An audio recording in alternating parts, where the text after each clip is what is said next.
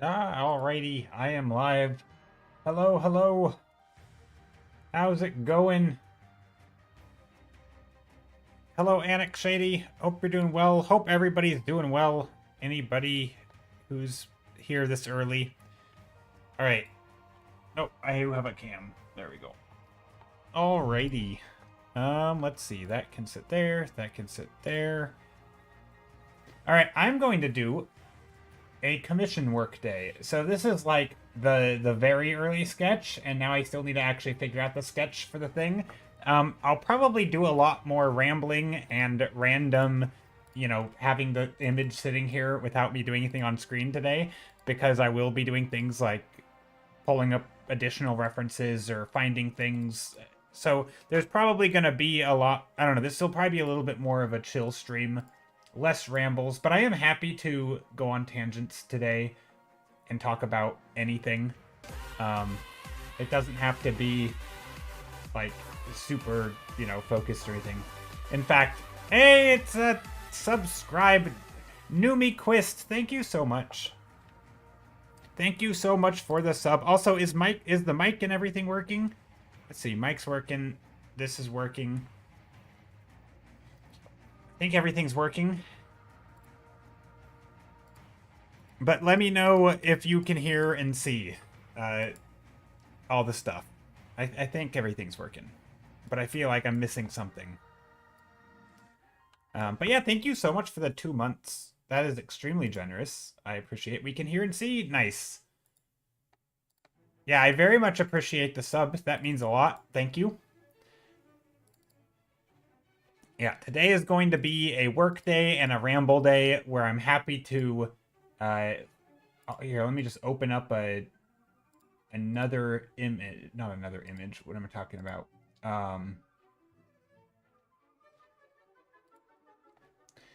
Another... Gosh, I'm already struggling today. Okay, I've lost the thing I'm looking for. Personal projects, stream. Let's open up a new file. Kind of a new file. That way I want to have a file that I can paint on when I ramble and if I, questions or anything like that. That way I have something to be able to paint on, That's my goal for today is I want to be able to like go on tangents and stuff. Or I will be going on tangents. Let's pick a nice color. What's a good color? Green? Is today a nice lime green day? There we go. Wait, I just saved... Oh my goodness, I just saved over my file. Hold on, that's not good. Actually, no, it doesn't matter. Or actually, it does matter. I don't have a copy. No, wait, I do have a copy. Turns out I do have a backup, I think.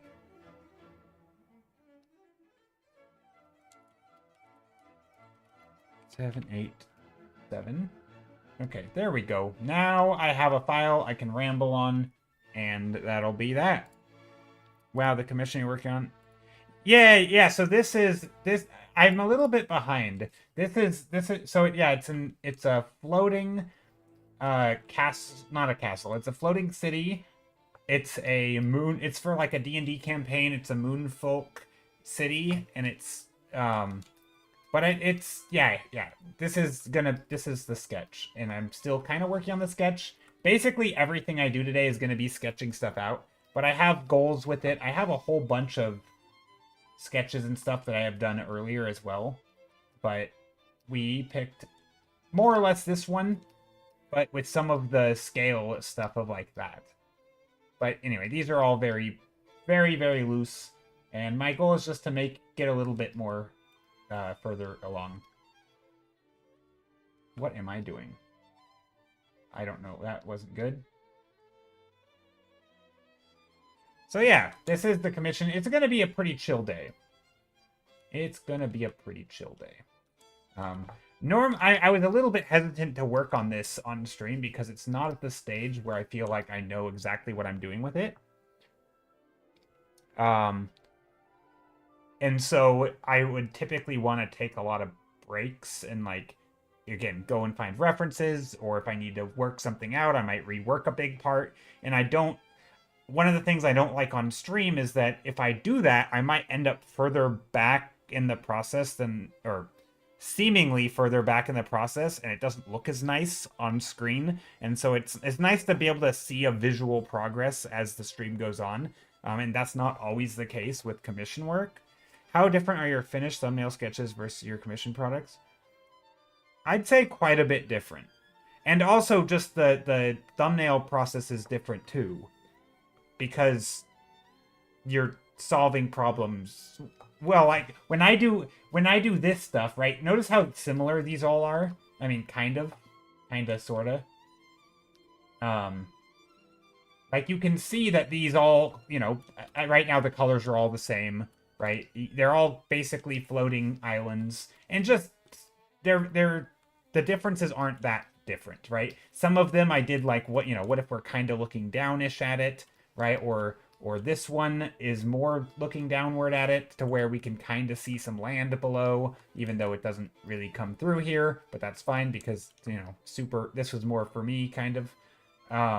So like, you know, there's some different scales, different things, but it's kind of all the same concept, right? Because that's what the commission was. It was a certain concept.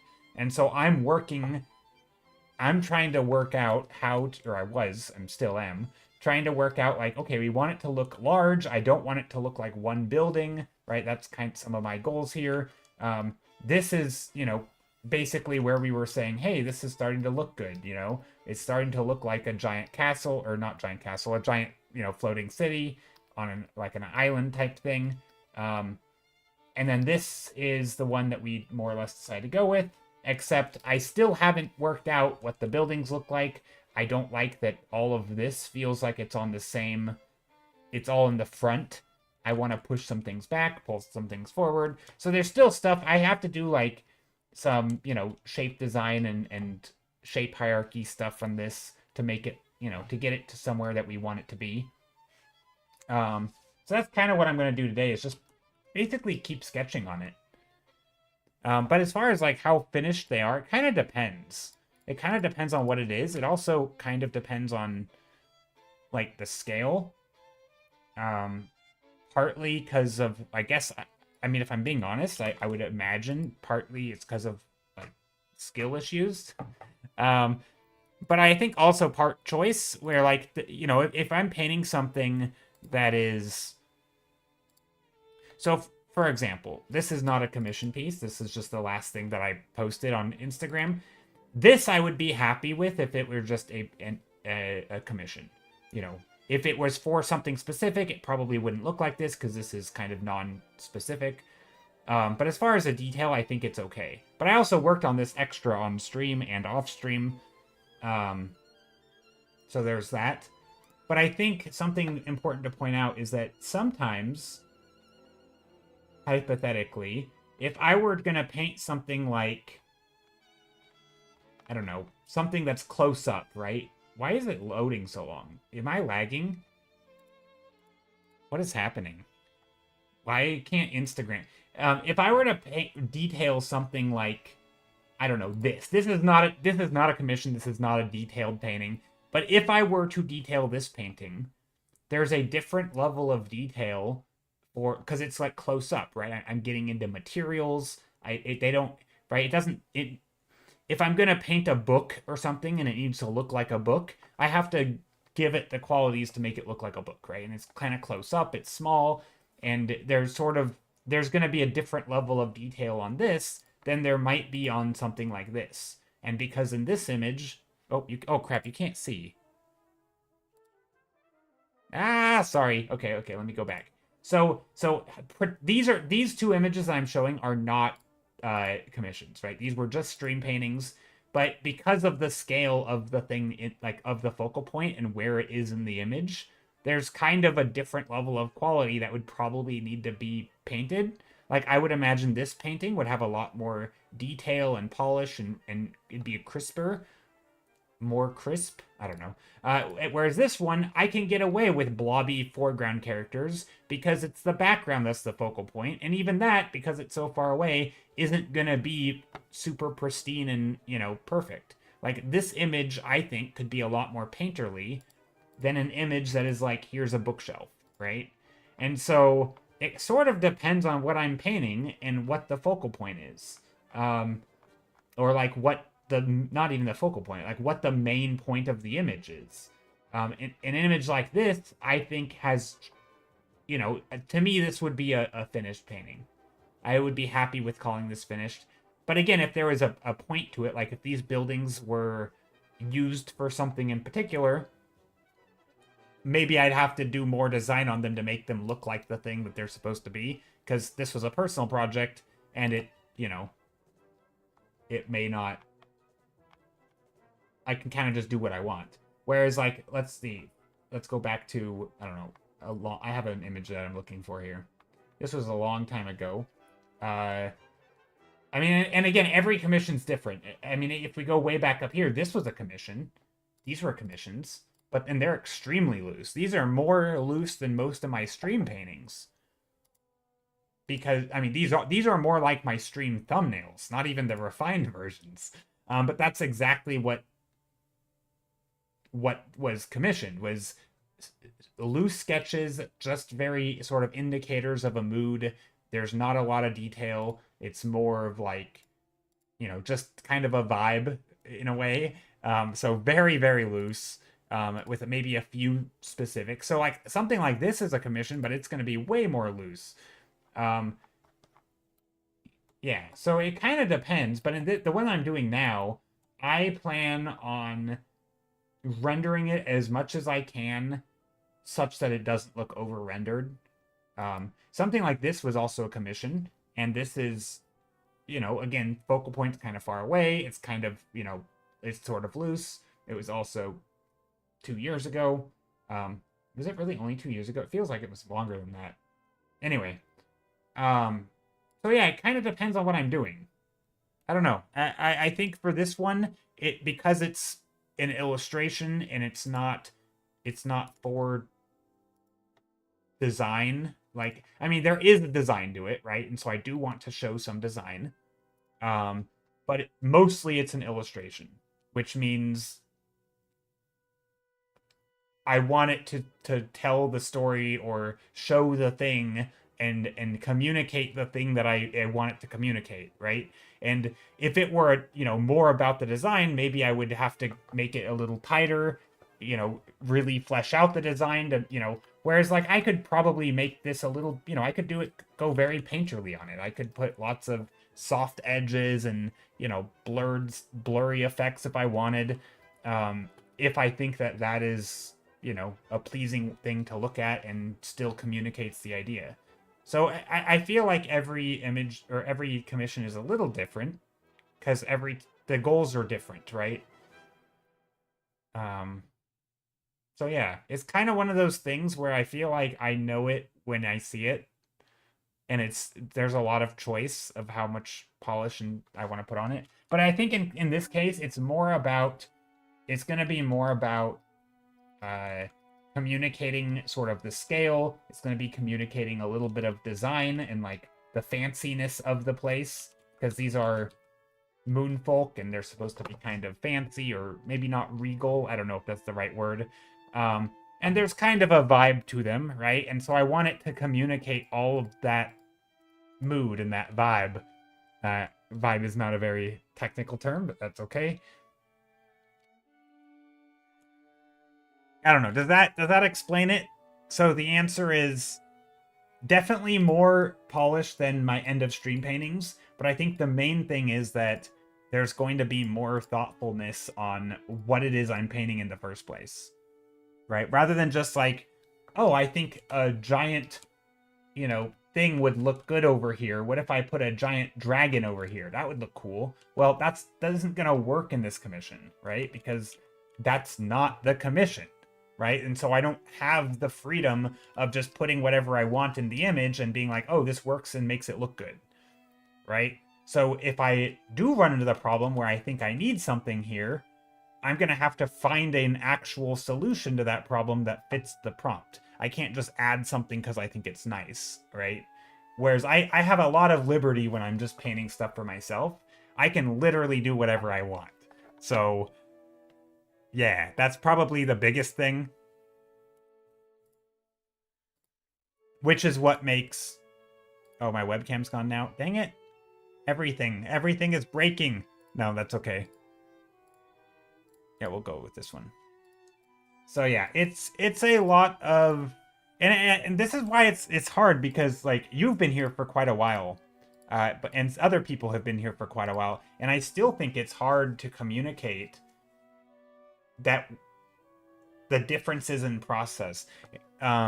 Just recently, I got a message asking me about my process. Like, can you talk through your process? Well, that's hard because the process depends on what I'm doing, you know? And so it's like I can give an example and break down that thing, but then a different paintings or a different project's going to be different. So it's... Yeah. I'm looking up paperblue.net because he does amazing castles with large scale things, and I'm going to use some of his stuff as inspiration a little bit. A little bit. He has a nice sense of scale in his art that I really like. Here, I'll show what I'm looking at. So I just went to his Instagram because he's an artist I really admire, and he does a lot of like mechs and stuff, but he also does giant in like masses of buildings. He loves like these cliffside cities that just tower into the sky. And I think they're so cool. I love this stuff. Anyway, I don't need to show the whole time lapse for all of them, but like, you know, just these massive tower environments, stuff like this is gonna like, I'm probably gonna use this as a reference for like, because he has good like shape hierarchy in this, where like he has a main focal point, but the other stuff's set back, but he also has stuff even further back. And not all the things that are in the midground are the same size as the background. Anyway, it looks good. And then a lot more mech stuff. And then he has some stuff like this stuff again. I love this stuff. But yeah, he's been doing this for so long. Like, I was just looking, even... Wait, is this really all 2004? Or 2024? Yeah. I've been following him for like, I don't know, like 10 years or something. But yeah, he's just been... These like massive environments are super amazing. I love him. His giant, just massive... I love his architecture. All of it. I feel like there's a lot here. But anyway, he does a lot of mechs. Does a lot of this. It's like this... Oh, anyway, I like his stuff. Yeah, hey, Skittle, how's it going? Hey, Basilisk. Basilisk, I'm gonna work on the commission today. That is my plan. Yes, I'm gonna work. I'm a little bit behind, which is why I am gonna work on it today, because I basically haven't worked on it since we saw this image, and so there's a little bit of me still need to figure it out. What a good scenario. No, thanks. So yeah, I am going to just basically just doodle today. This is... I don't know if I'll even, you know, how it'll go, but this is me trying to make this... So my goals that and this may turn out to be a total failure on stream, because I might get sidetracked and lose sight of what I'm doing.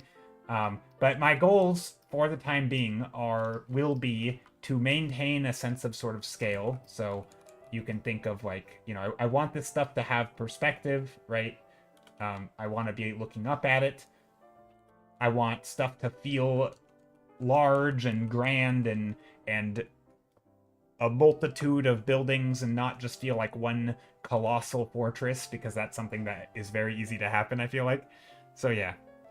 Hey Blue, we see each other in DC chat, but never really chatted. How are you doing, good sir or siree? Siree? Yeah, Skittle is everywhere on Twitch. He's in all the art channels. Skittle is like the most... I feel like the most active artist in the other art channels. I feel like the sense of community... Skittle makes is what the art community is. He's the glue that binds it together. Networking. No, I don't know what you want to call it. But yeah. But yeah, Basilisk, how are you doing? You get around. Yes. No, it's cool. I am jealous of the amount of like how active you are. I want to be more active in people's I always say this and I never am, but I want to be more active in people's channels, just in the community in general, popping in, saying hello. But these days I feel like whenever I do pop in, I just don't want to talk. I want to like lurk and like I'm still there, but I'm not going to type anything. And so I don't know. I've been more of a lurker these days.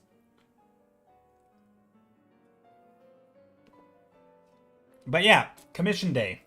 Just gonna be lots of stuff. So I'm trying to think how I want to do this.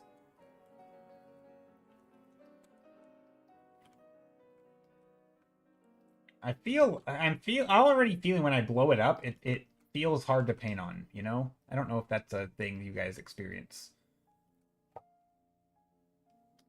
But yeah, I want to be comfortable enough to basically delete anything I already have, right? Because I still want to play with ideas and figure things out.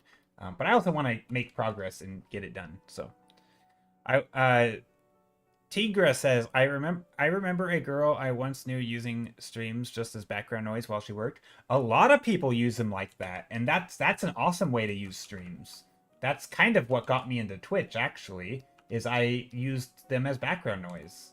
And then I eventually started chatting and then became active in people's communities, and they encouraged me to stream, and then they showed up to my first streams, and it was good. It is me. I'm a girl who uses streams as background noise. Hey, Narcissus! Speaking of one of those early streams, I don't know if you were. No, I think you were like in the second wave of stream community. Like, I remember back when I started streaming, I had there was like a bubble of streams, and then that bubble eventually branched out, and a new wave of streamers, sort of like a different group of streams, and Narcissus was one of them. So yeah, hey Nos, hope you're doing well. Is pretty common way to lurk on Twitch, especially in the art and co-working communities, of course. Yeah, for sure. I mean, I would say, funny enough, I think if art communities were as big as the game communities, I think they would be more active. I think art is more active than game communities. I think gamers are more lurky.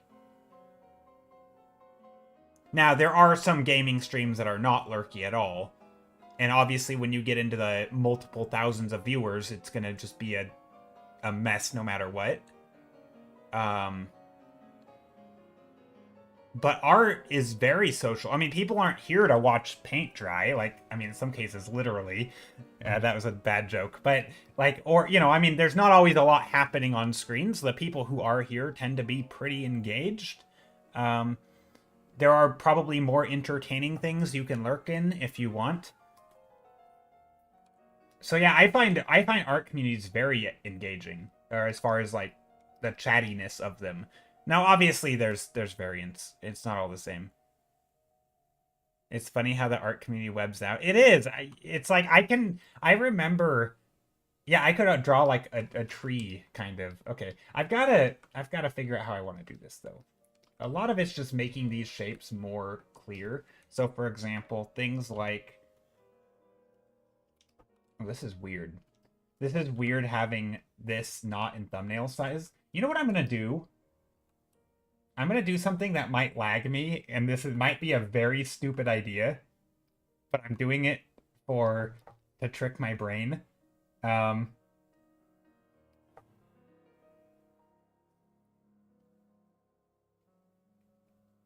is this a bad idea?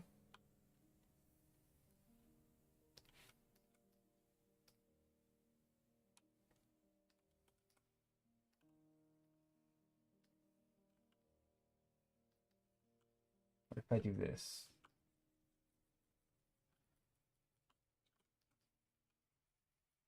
Just trying to get right up to the edge. There we go. So now, nothing has changed, but I can treat it like a thumbnail. I don't know if this is a good idea, but this is my plan because for some reason I'm having a hard time treating it as a sketch. And so I think if I make it look like a thumbnail, my brain will be like, oh, it's still loose. Do you mind if I make a question about volumetry? I don't know. I think I know what that word means. Yeah, feel free to ask, and I'll do my best to answer what I know. And if I don't, then I'll say so. I know what volume means, and if you're talking about making things look like they have volume, I can talk about that. But I'm not quite sure what you mean, so you're going to have to ask a question and maybe give context to what it is you're talking about, because sometimes I don't know big words. Big words can be tough. I think this should be more angled.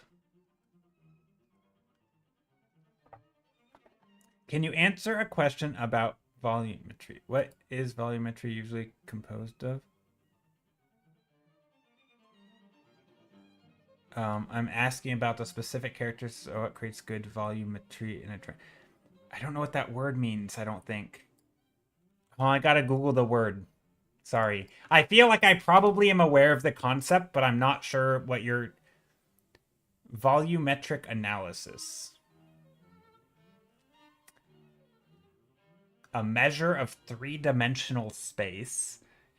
Do you just mean like creating space and depth and making a thing feel like it has like depth in it? So like,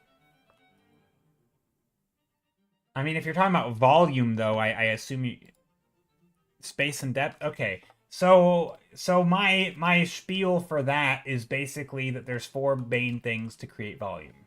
There's overlap,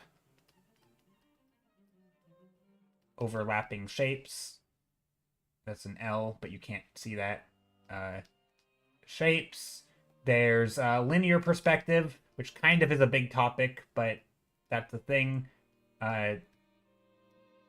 Basically, and I guess you could put scale here, right? That's kind of what I'm talking about. You know, things get smaller and in perspective as they get further away, right? So you have something like this, right, that create the sense of depth as these things go further back. You also have values, though.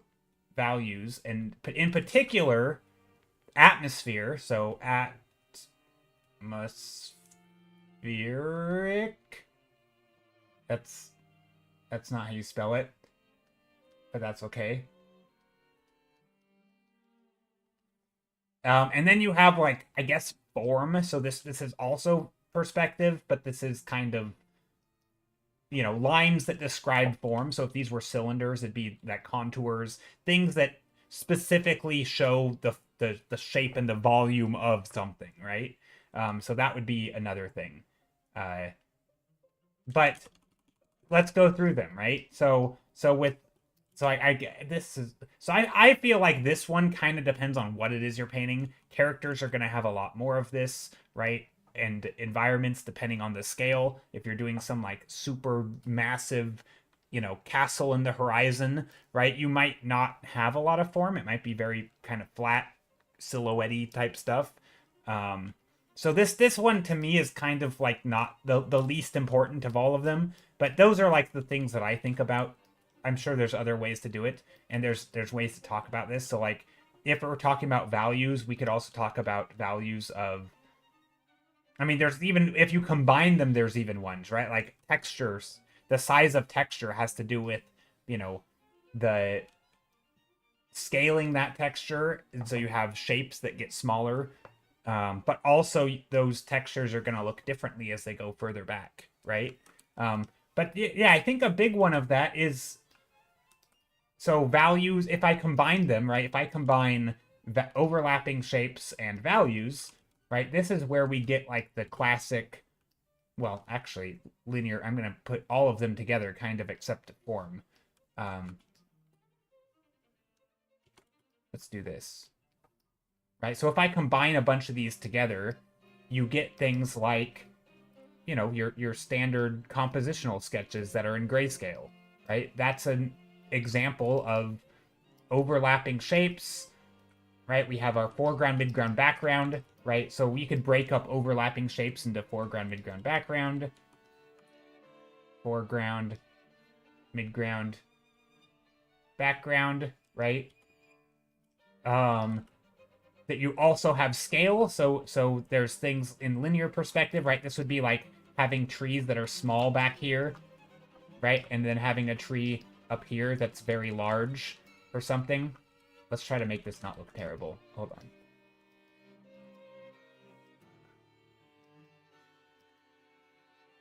Maybe there's a house. And maybe we'll have some repeating shapes. Let's go something like this. A little bit of light.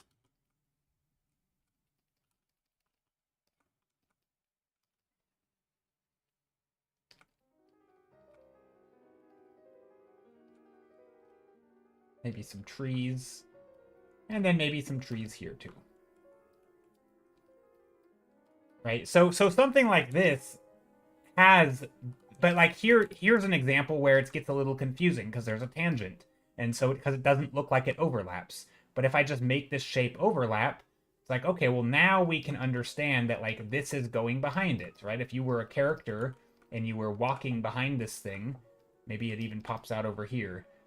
You could start to understand that like, hey, this is in the foreground because you can see that these lines carry on behind it, right? Or here's the sky. Well, the sky carries out throughout here, right? So overlapping shapes is a big one because it starts to show that like, you know, whatever is back here is physically in space behind this object, and so this object suddenly where there's a sense of volume in here or a sense of depth, right?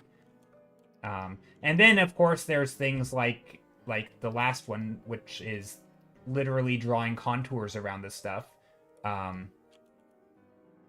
If you want to like draw the contours around the trees, I don't think you need to do that.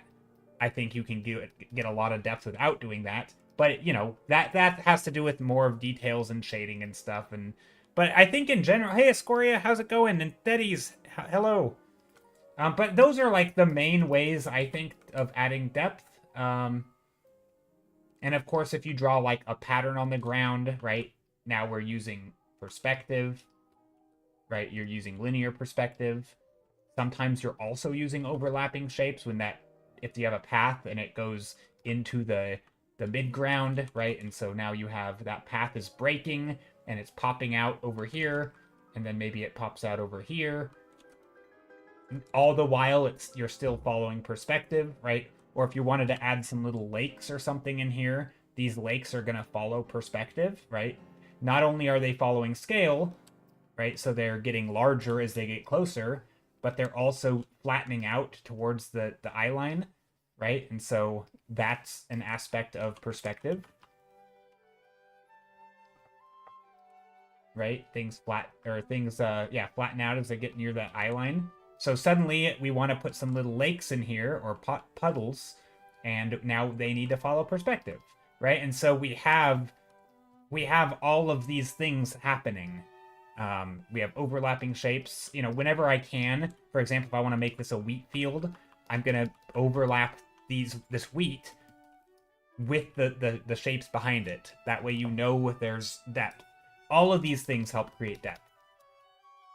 So a lot of times when I'm drawing, and sometimes that's like the only thing that I'm thinking about is like, oh, this thing is reading a little flat. Let's add some contours or some detail on this tree right around the form to help show that it's not flat, right? So it's not just like, oh, I'm detailing randomly, or I'm putting in little, you know, plants over here because I feel like I want to, you know, trees are fun to draw. No, the tree is doing something, right? This tree is a shape that is overlapping the background, and so maybe it was specifically there to you know, communicate a thing. Does that make sense? So a lot of this, yeah, that's kind of how I would sum it up. All of these things are again, you can sort of pick and choose, and like some things that you do use both of them, some only use one of them. Was lurking, but the explanation got you curious. Hello! Yeah, if there's anything I didn't explain very well, let me know. But yeah, basically all of these, and this one's the one I personally use the least. If you're doing figure drawing, you're going to use it probably the most.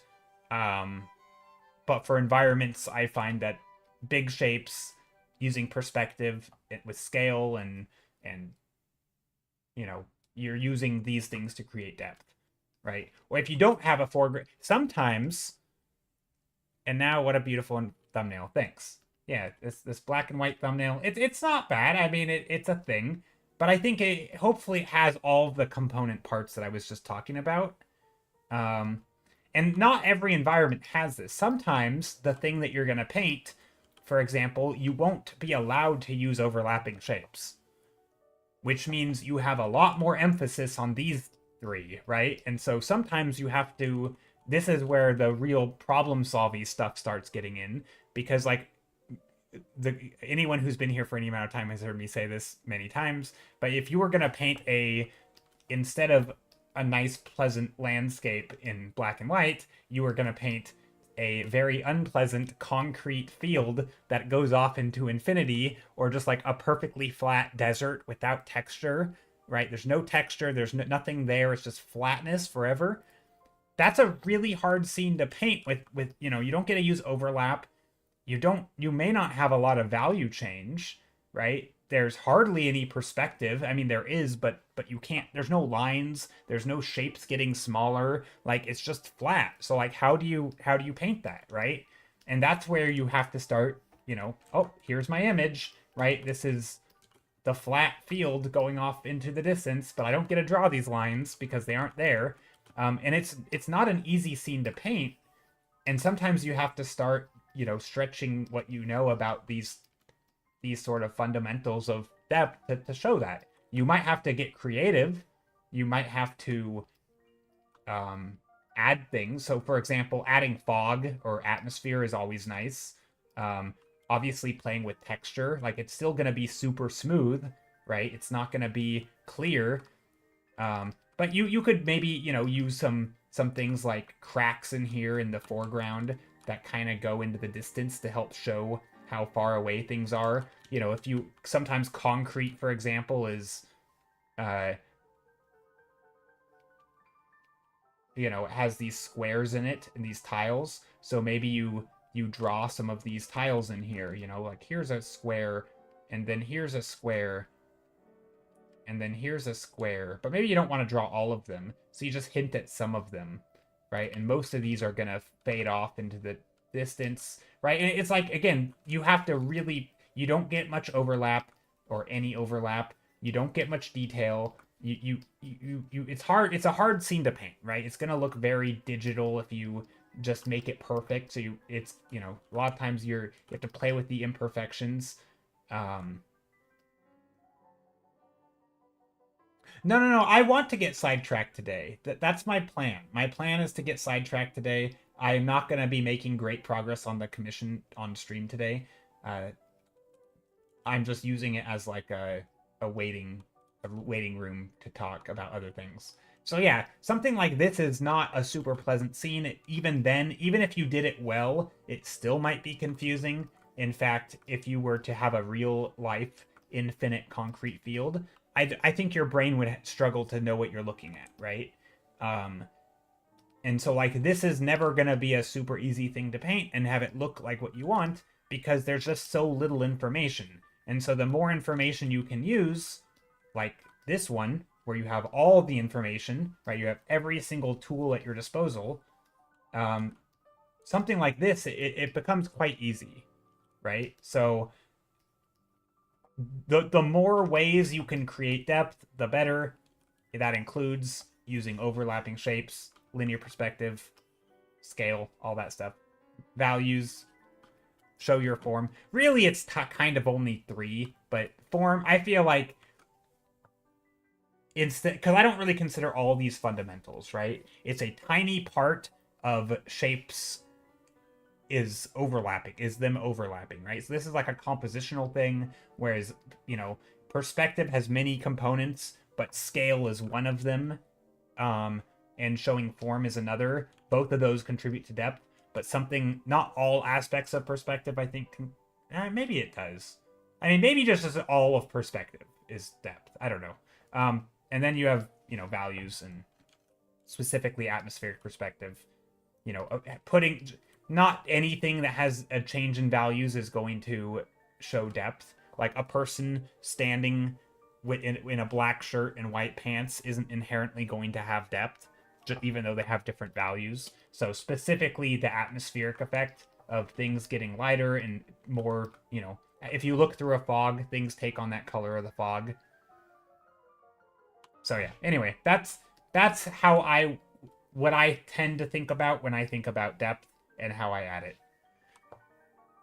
So like in this painting, if I want to create depth, a lot of it will be overlap, right? So maybe I want to, for example, this tower in this commission, if I want to make this tower go back, I can make it look like the base of the tower is behind this wall. So here's a foreground wall, right?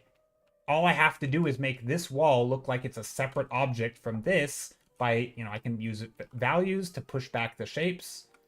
And now it looks like it's off in the distance as opposed to being connected, right? If it's the same value and it looks like it's all part of the same thing, well, that's going to look like it's in the foreground, right? Or, you know, in the foreground of this massive object, right? So there's a lot of that happening where you push and pull, you put shapes behind other shapes, you can make them smaller, right? If I make this shape much larger, it might make it look a little bit more close. If I make it the same value as these, it's going to look even closer, right? Because now it looks like it's in the foreground. And so there's a lot of that happening where you're just playing with those basic, you're fiddling with those basic tools. Hello, Mr. Tiller. Hello, Rap Beanie. Rap Beanie. Hi, hi, Mr. Big Cookie. Hope you're doing well. Asia, you got him sidetracked with art advice a lot. I like getting sidetracked with art conversation. That's kind of what makes me enjoy streaming so much, is that I get to just, I mean, even if it's, you know, fairly, like, I'm okay with repeating myself on certain things because I think they're important. There's always somebody new learning them. And it's just fun to talk about. Sometimes I discover things by saying things in a different way that make me think about it differently, and I can learn from it as well. So, yeah.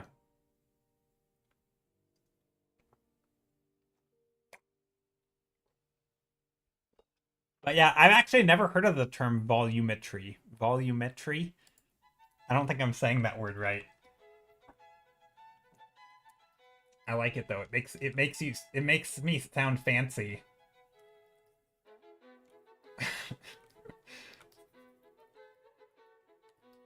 Big language. I heard it in architecture school. Volumetry. Is it basically just talking about form and depth? Because I mean, when I googled it, it seemed like there was a volumetric analysis, but that doesn't.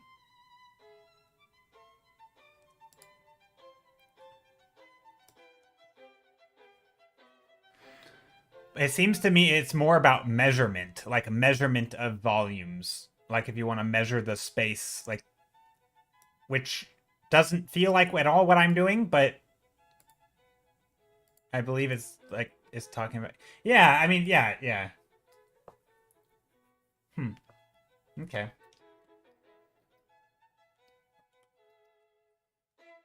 Okay, I'm gonna make a new layer and just sketch on top of this very, very loose.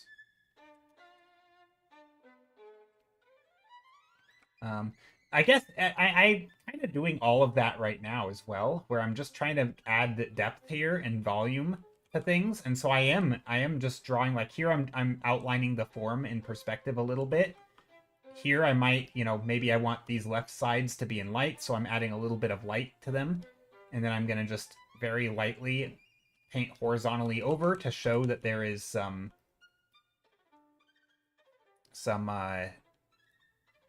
like some form. But then I also do things like, you know, I'm trying to figure out what shapes, what are these things? Are we putting things in front here? So I'm kind of sort of, I'm going to rework some of this.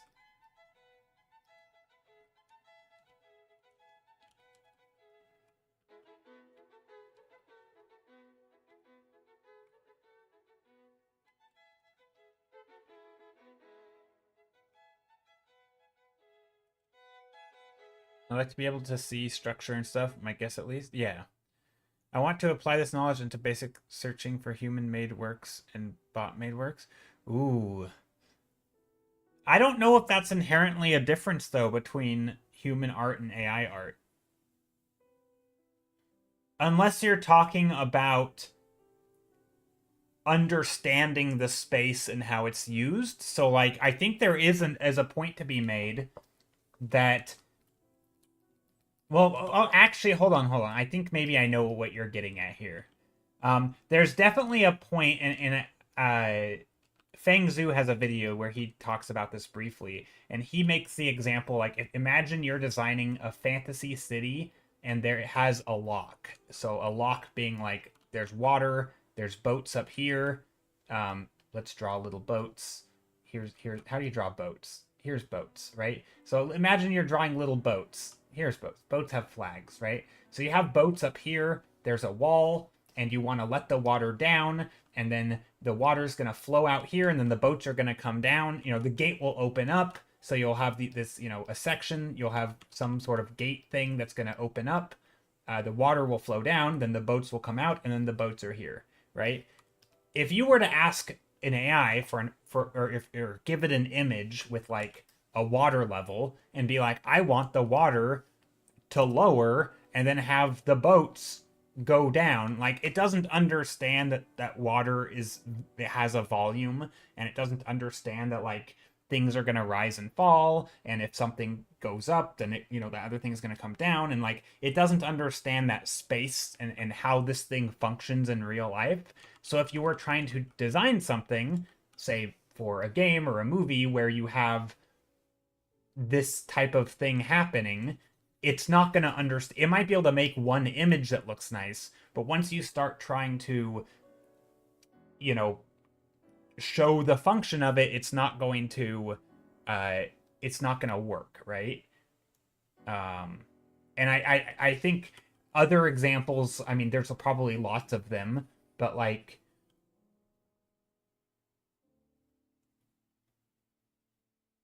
I'm trying to think, like, if you were to have,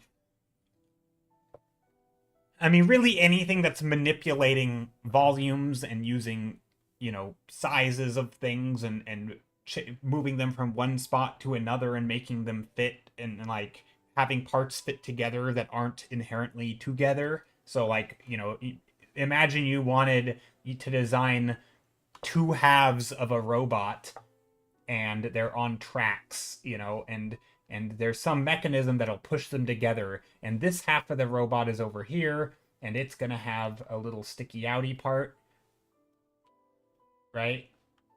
So here's the little sticky outy thing. Let's see if I can't draw that properly. Right there. Right? And this thing is gonna go and connect over here, and this one's gonna have the little innie part that you know, this thing's gonna connect up to. And so you wanna draw it in such a way that shows that this part is gonna stick into that part, right? Now that's an easy example, but what if this shape suddenly became way more complicated? What if this shape had a little, I don't know, a latch that then is, you know, this is gonna, I don't know, have a latch that sticks out here, and it's gonna latch into the other side. Excuse me. Like, you might have some, you know, puzzle or structure that connects in a way that, you know, latches on, and like, the AI is not going to know that. And so if there are functional things that make a lot of sense, that are very sort of inventive. Like think puzzles and video games where like you have to move an object from one location, you have to move it up and then over and then put it into the right orientation and into the right hole, and then you have to do that again, but this time it needs to line up with the other object that you rotated. Like there is a sort of like understanding of the world and understanding of volumes and spaces and all that that I do think is much harder for AI, because that's not how it's trained, right? It's trained to basically be a fill in the blank by learning from artists. It's not learning from the world, right? So if that's what you're talking about, I think all of the same stuff still applies, which is you just, I think a big one of that is just perspective. Understand form. Understand that perspective is creating the illusion of form, but if you understand what form you're actually trying to paint, then you can make it accurate.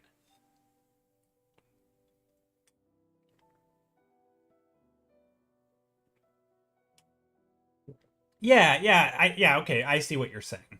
Okay, so it's not so much about just making depth, but understanding what it is. Yeah, and I think there's a lot of things you can do here, right? So going back to even when just painting this kind of thing, paying attention to the ground plane is a huge one.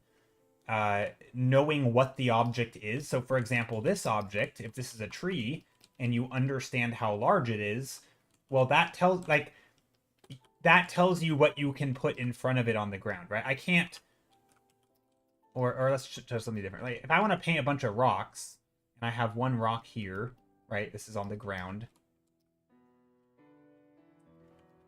If I just put another object behind it, and it comes out right here, that may not work depending on what it is, because maybe I didn't give it enough room to actually right?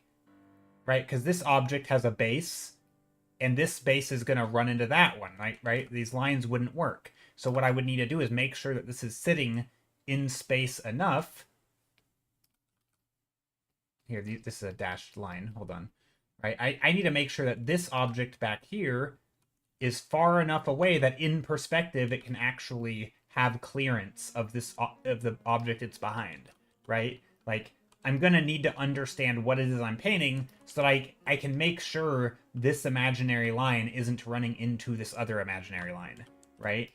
And if I put it too far down in the painting, when I wasn't being aware of perspective, suddenly these objects would run into each other, right? The volumes would just they wouldn't fit in the space. So there's an element of like when you're drawing objects, follow through the base even if you can't see them. So like if you're drawing a house, don't just draw the house, but try to understand what's behind the house, right? Where does this object go? Again, even if you can't see it, right? You're trying to understand so that you can make sure that if you have something behind another house behind it, you aren't just drawing a random shape and saying this house is behind this house. Well, hold on, where does this house go? Right? If it's coming to the ground here, you're going to have problems because that's not going to be able to fit there, right? So there's an element of like just learning. I mean, I think learning perspective is a big part of it, but also follow through when you draw, I think, is another big part of it. Or obviously this needs to, we can fix this, but yeah, stuff like that where you just are being a little bit aware of the volumes. So yeah, but I mean those are things humans get wrong too, right? So but I think if you're doing like concept art and it's for a thing and you have a product in mind, I do think that you can take the time to understand what it is that's. So yeah. I'm gonna make this stuff, I think, look really large. I want it to look pretty massive, have lots of scale.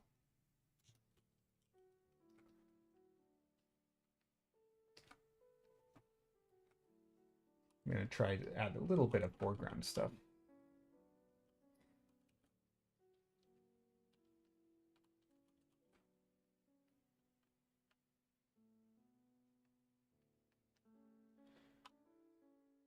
Perfecto in good part I have think about that applied to anything. I might be thinking too much. I bought a new. I mean, I think just having good like fundamentals and just trying to be aware of what you're drawing, being conscious of it, thinking about alternative uses for what you're drawing. I think just having a purpose for your drawing is a big step. There, I mean, it's basically a difference between a pretty picture and there's some purpose of the thing. I think having just a single purpose. It could be, I mean, it doesn't even have to be much, right? Just something enough to where you've thought one chess move deep, on like what is the function. And because a lot of times, again, but I also think if you're trying to avoid, like, if your main goal is just to avoid having it look like AI, I don't think that's the right approach, because I think it depends on what you're doing. I mean, again, if you're anytime you have a project in mind, I think you're already past that, right? You've already thought one chess move deep, right? So, for example, if you're telling a story, right, and it's going to be a picture book, you're already stringing multiple images together, right? If a character loses their hat in one image, they're not going to have it in the next one because they've lost it. Right? You understand that stuff, and already you're getting past the point where the AI doesn't really get that stuff, right? Like cause and effect, sense of space. It's, and I think it's quite easy to work that stuff into your story if you have an actual long story. But I don't think that should be the goal, is to like make it. I don't know. I gotta think about this. I bought a new sketchbook. Do you think having a scuffed art first page is... Oh, I think that's good. A scuffed art on first page? A lot of people recommend that. Having the pristine book is really hard to start. Sometimes people will intentionally scuff up their first page, wrinkle it up, draw something, erase it. I think that's quite common because it can get you over that like anxiety of the perfect new page. You don't want to, but having a sketchbook that you don't want to draw in because it's so perfect and you feel like you're going to ruin it, but like that's what it's for. It's to sketch in. And so, yeah, getting over that is good. Yeah, I think it's good. Yeah, that's a pretty common thing. Yeah, just take a pen and just draw something silly. Draw with like your fist to make it really ugly. Um, yeah, or just, I mean, I don't know how. I know some people do like a collage method and they'll like literally paste other things in, and that way they have layers and there's lots of texture. That can help people get over that, I think. Pumpkin Pie, hope you're doing well. Tigra says, especially the part where humans aren't perfect at doing something, that's the biggest giveaway something is not natural made. I mean, gosh, I don't even know if I agree with that. I mean, a lot of AI just replicates the mistakes it sees humans make too, right? So saying that, oh, this hand is wonky. I mean, generally the AI is going to make slightly different mistakes, but and you can kind of tell, like if you're an artist and you know what it takes to get to a point where you have really good understanding of lighting and form and perspective and detail, but for whatever reason you just completely don't know how hands work. Like generally there is a giveaway where like if you were to get to that level of rendering, you would have also learned some of these other things, right? But humans make those simple mistakes too all the time, so it can be really tough. I don't think looking for mistakes is the way to do it, or trying to detect it. I don't think detecting is the goal. I think understanding the purpose of the art and saying, does this achieve the purpose?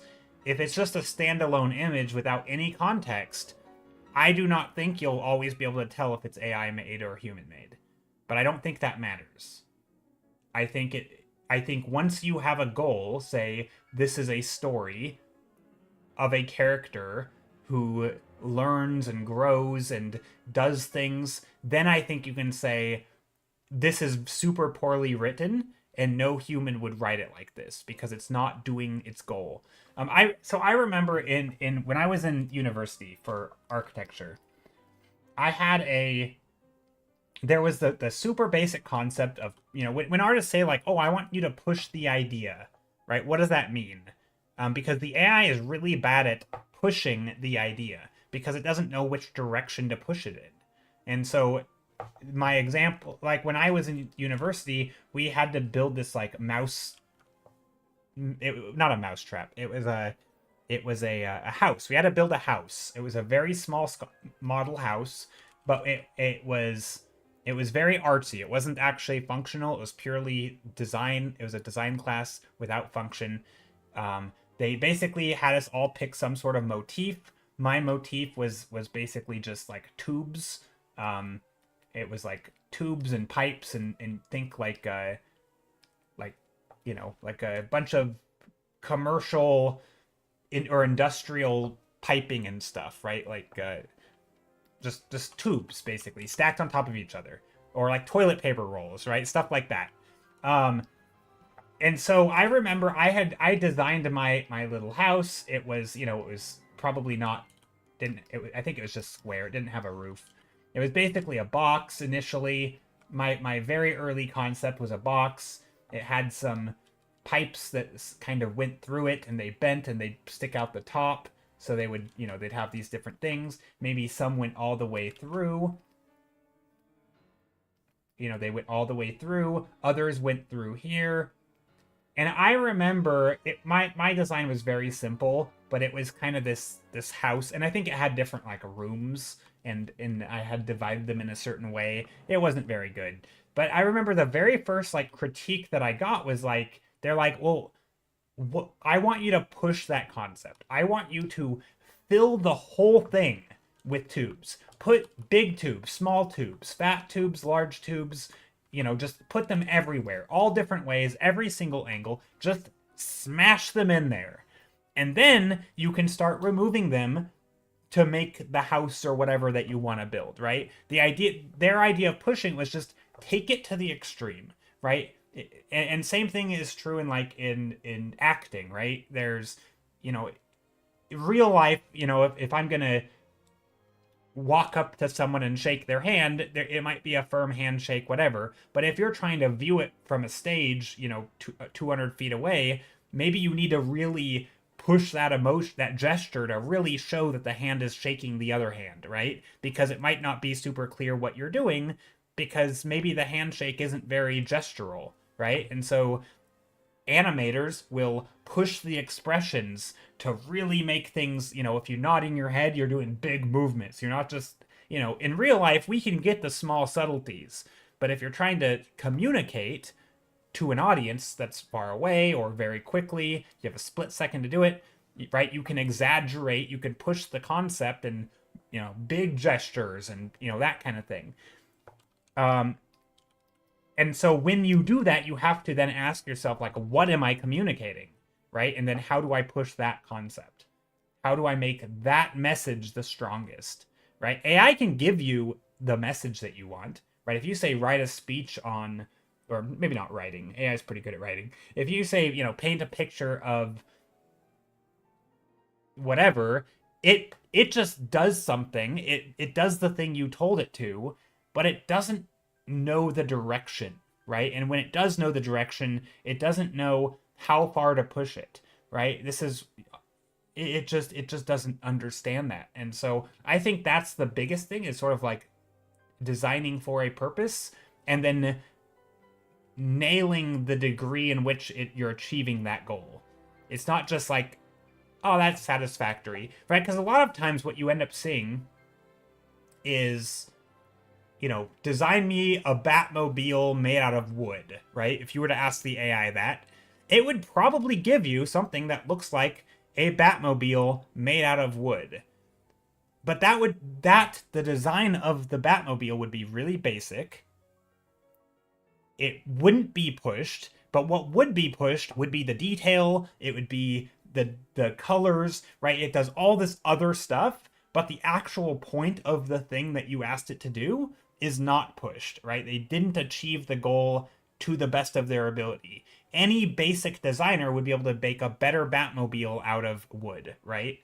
They just would do a better job. It may not be as polished, it may not be as rendered, but that specific thing that you were trying to communicate, the AI doesn't know how to actually achieve it, right? It's not pushing that goal. It's not achieving it to the best of its ability.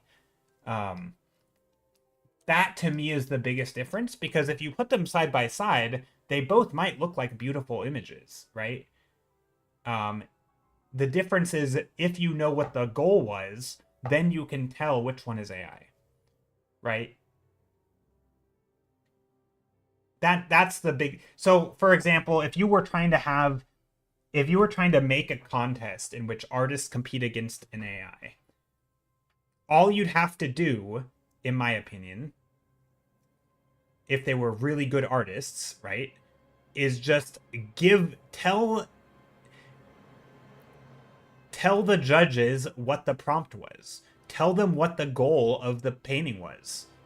And I can guarantee you the judges would guess every time which one was AI. And assuming the goal is something that actually is like kind of new and novel, right? If it's just a thing that exists and the AI can just literally spit out a movie still from the latest Avengers, well, maybe you won't be able to tell, right? But if there's actually a problem that needs solving and that's in the prompt, humans are gonna get it every time, way more than the AI. So that's I think that's probably what I would focus on, which is the actual. Again, it doesn't matter if it's design, it doesn't matter if it's illustration. I don't think it matters what it is. It's just know what your goal is and understand how to best achieve those goals. Typically, there's some sort of process or design. Hey, Basilisk, you had a thing come up, but you're still here. Yeah, no worries. I'm not going to be making a ton of progress on this today during stream, probably, because I'm just kind of going very slow and chill. Lots of rambling as usual. But yeah, I'm just playing with stuff. I zoomed out and made this what looks like a thumbnail, even though I scaled it up just to make me feel like it's still a sketch. So this is one of my little tricks of trying to allow myself to really play with things.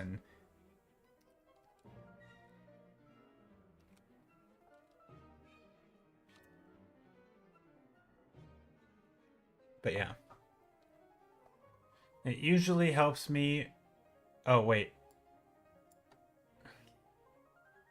What should you draw? You draw whatever you want in your sketchbook. Yeah, if you have a new sketchbook, it doesn't matter what you draw. I mean, the idea is that it doesn't.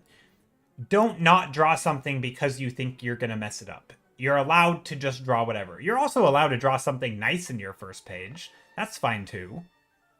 There's no supposed to be. I don't usually think you need to figure it out all at once. Yeah.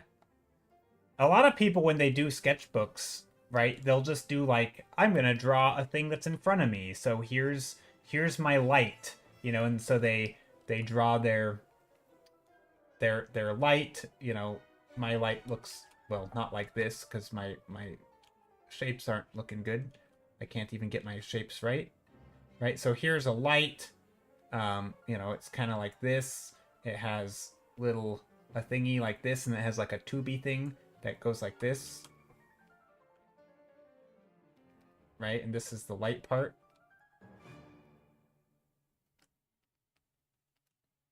And like you could do that in your sketchbook, but then maybe you were like, okay, well there's a thing. It's not very good, but maybe I'm gonna draw another one, and then you do another one, and then you're like, oh, what if it was?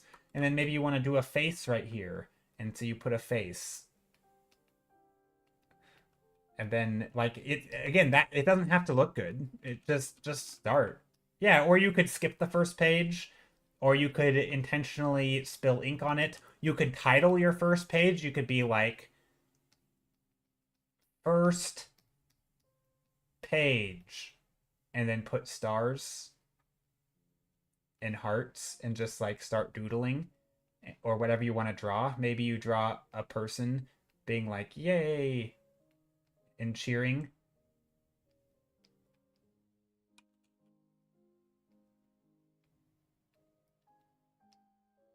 And then you're like, yay, first page, and then you can do your next page. Right? I mean, it doesn't matter what you do on your first page. It doesn't matter what you do on any page. It's your sketchbook. The idea is that if you are afraid to like ruin it because you want it to look nice, that's where just making something silly and scribbling could be a way to get over that, because now your whole sketchbook is no longer nice, and now you can start comfortably. The goal is just to be comfortable. Just sketch. Do whatever you want. There's no ruining it. You can't ruin a sketchbook. I mean, I suppose you could, but you're not going to ruin it. Yeah. You're not going to ruin your sketchbook, and that's, yeah. Don't worry about it. Don't worry about it. Just start. I know it's easier said than done.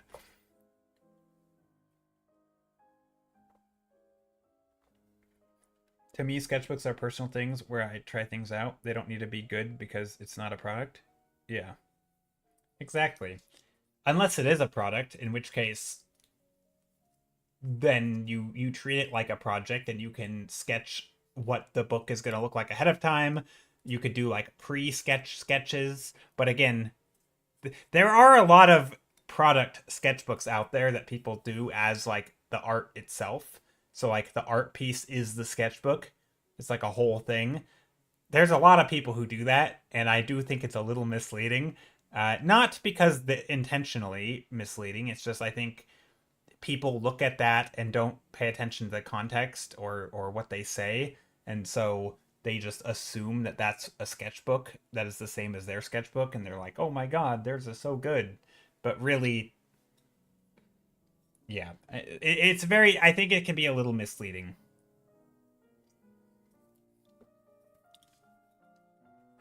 I find that happens a lot with art. I mean, even what I do, that happens with it, where people will think that my quote unquote process is the same for everything, or like, I don't know, it can just be a little misleading, especially with seeing art online, and the stuff that's, the stuff that does well on social media isn't always the stuff that got the people the jobs that they're doing. And so you have a person who might be in one industry, but they're posting other stuff, and that stuff is succeeding. And so people are like, I want to work in the field you work in. And then they copy what they see that person posting, but unbeknownst to them, that's not the stuff that got them their job, right? And so now they're copying.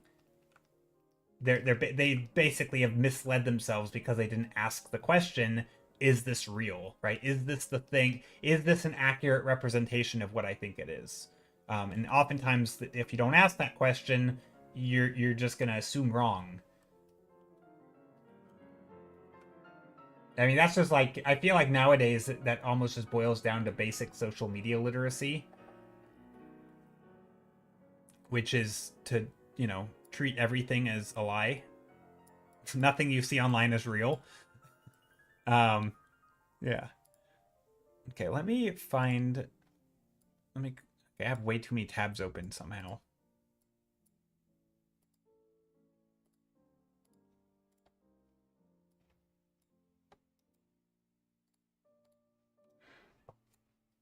Also looking for some references right now.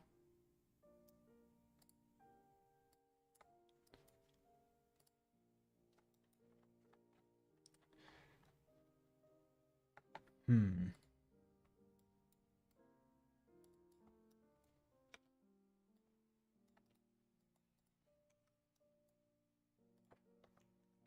There's something I'm looking for, but I don't know where it is.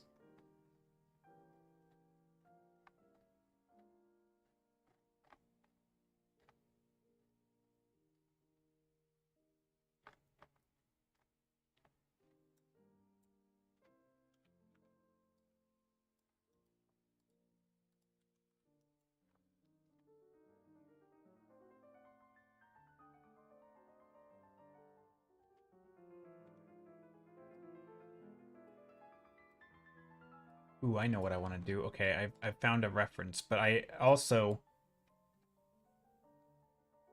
have an idea. Okay, let's see. Tigra says, get your best art so far and try to redo it. Ooh, that's not a bad idea. You're not going to compare with anyone besides yourself? Yeah. Yeah, so much of this, like, starting new projects and you know, how do you start... Basically, how do you start a project in general? I feel like so much of it is just getting out of your own way and, like, remembering that you're allowed to enjoy drawing and you're allowed to have fun and you're allowed to make mistakes. And, like, I think most people's, and maybe this is an exaggeration, I don't know, but I feel like most people's struggles end up being in the realm of, you know, I have super high expectations for myself and I'm afraid to fail. And, like, yeah, that's going to hold you back. But, like, everything you've ever drawn, at some point you let go and started drawing. And so you just have to learn how to sort of reset, get there.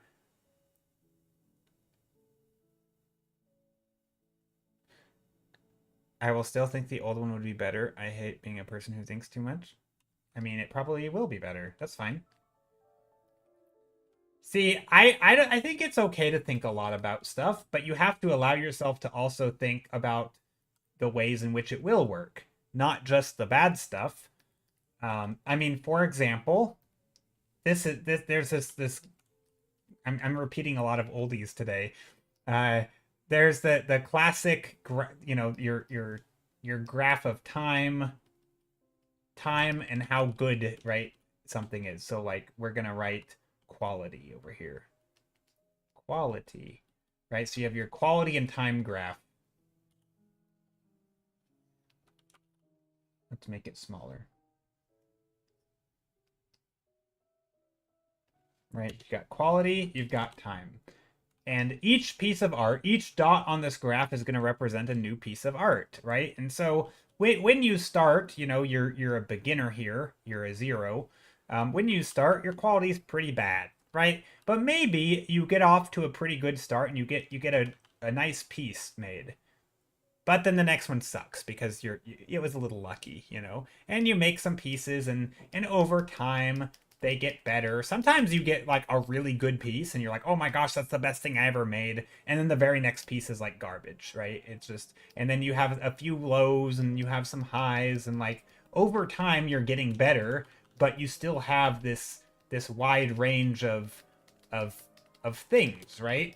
And the problem, and this to me is how art making is, right? You get better over time. Actually, this isn't even that accurate. It's the range is wider as you start, and the narrower probably as you get better. So I'm gonna try to make it accurate. So it might look more like that, right? Where, and it's not even, this isn't even accurate because the progress slows down. But it might be something like this where you still have variation, but anyway, ignoring the trajectory here. What I'm trying to illustrate is that sometimes you do make a really good piece, and it's not going to be for a very long time until you make another piece that's as good as it, right? And that's okay. Sometimes you have good pieces. You have pieces that are like the best thing you're going to make for years. But mostly, you're still getting better, right? Every time you make something new, yes, you have a chance of having those terrible paintings that you learned a lot but just turned out garbage. It happens. Sometimes you got to get the bad ones out, and you're going to have, like, if you make a really bad painting, at least you can be pretty certain that everything past it's going to be, you know, if you make your worst painting ever, your next one's going to be better, probably. So sometimes when you do a really good painting, you know, saying, "Oh my gosh, I'm afraid to draw anything because it's not going to be as good." You're right. Your next couple paintings, well, that's not how time works. Your next couple paintings aren't going to be as good, probably, right? And that's okay. That's expected. Not every painting is, you know, it's not just like you get better and better and every painting is better than the last. That's not how that works, right? You do have ups and downs. You learn stuff. You have to relearn things, right? You have a wide range. So this is that's my example of, like, just you know, you can give yourself a little bit of leniency and remember that not every painting needs to be the best, because there's a lot of fluctuation and variance in here, right? Lot of random stuff. You're never gonna do the perfect painting anyway. Can you share? Yeah, you can share a art of yours. Yep. Yep. Yeah, art is, yeah, and this is where I think thinking about stuff is good. I mean, again, I would even argue it's, this is out of my realm of expertise here. I'm not a psychologist, but I feel like overthinking can go both ways. You can learn to think about the good stuff and the bad stuff, and just, you don't have to just psych yourself out with all the bad stuff and catastrophize everything. There are absolutely ways to learn to learn a few of like the counter arguments, and then you can, whenever you start, I'm a psychology student and I agree with you. Okay. But like, you can definitely learn ways of finding reasons or perspectives that are different, that can shift you from a different view. And so when you have, you know, when you start getting sort of self-conscious, you can find ways to sort of reset your frame of reference and be like, oh, maybe I need to take a step back and breathe and remember what it's like to, you know, like look at my old art and see where I came from, or, you know, see like that, you know, try to find the reasons why you enjoy drawing, because it's easy to get so psyched out and like, you know, just catastrophize everything. I don't know.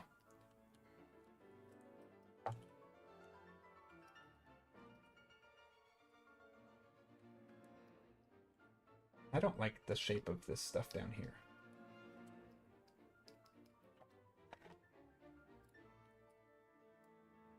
I'm trying to get the hang of digital art after 2 years without drawing nothing.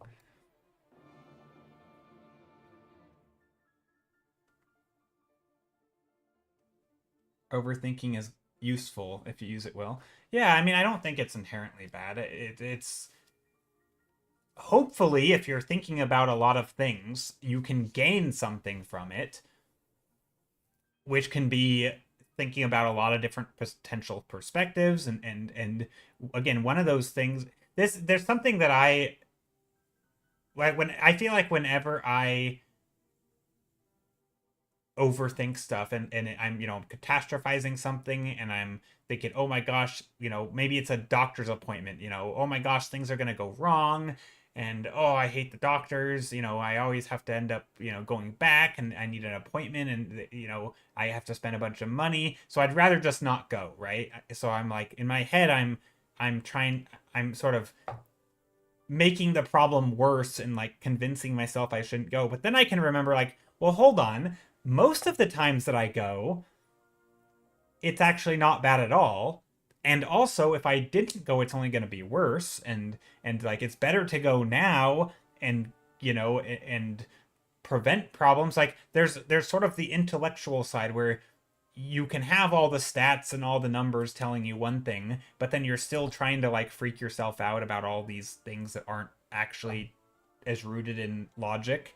And so you're like, you have both sides of the equation here. Now you just have to like remind yourself to, oh, let's focus on the actual stuff. And again, it's not easy. I don't have a solution to it. Overthinking is not it's not an easy thing to overcome.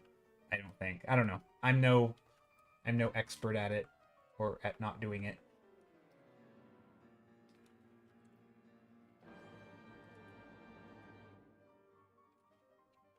So yeah, that's my rant. But yeah, how do other people deal with that, with overthinking and catastrophizing, thinking about all the bad stuff that could happen? I bet there's a chat GPT could answer how to not catastrophize.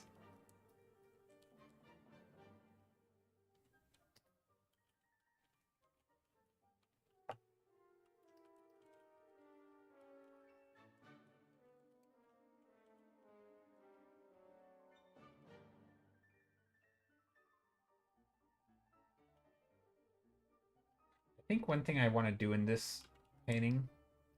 Let's see, did I have the arch in here earlier? I did. Do I want the... I think I still want the arch in here. But maybe the arch is going to be this way.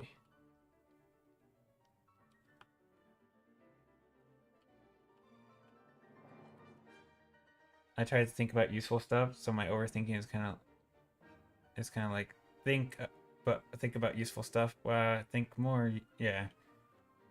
Yeah, I tend to think of it more as like thinking about different perspectives.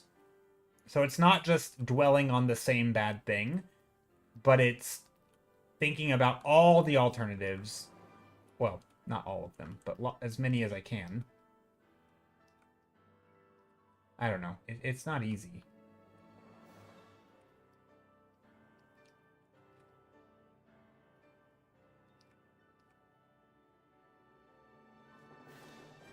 Ooh, let's take a look. I didn't link to the image. Uh-oh. Hold on. I assume it's in sketches and works in progress. Oh, this is good. This is a good work in progress. Your current work. Oh, no, 2023 you. Okay. This is a really nice. This is nice. That is a very nice figure drawing. Oh, it's in works in progress? Yeah, gotcha. Yeah, that looks really good.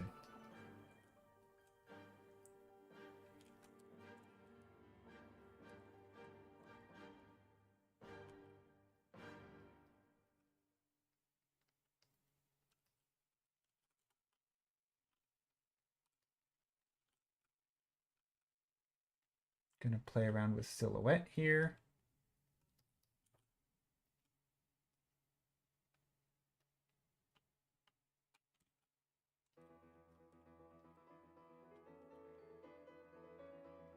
In little shapes of negative space and shadow. There's a lot of detail, I guess. But I'm trying not to do a lot of detail here. I'm just trying to add implied detail so I can sort of figure it out later. Maybe some archway.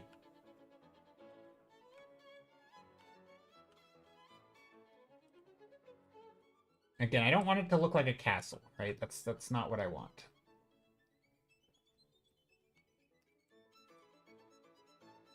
Little bits of buildings.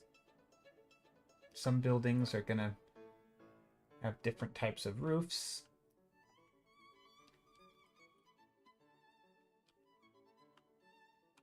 I don't want all the buildings to look the same, but for now, I'm actually okay with them mostly looking the same, I think.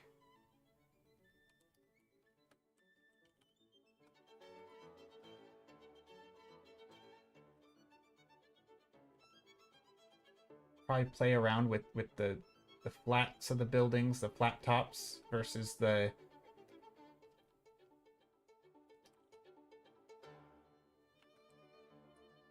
some wide. Actually, I'm not sure if I like this angle here. It's kind of weird. Yeah, I don't like that at all.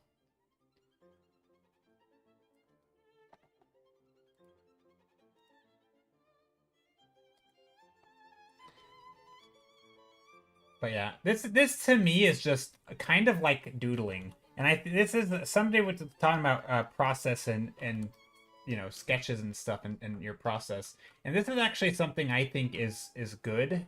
I'm not great at it, but it's being able to turn your process into sort of breaking it down into steps to where you can allow yourself to have fun with the process and, you know, not have to do it perfect the first time.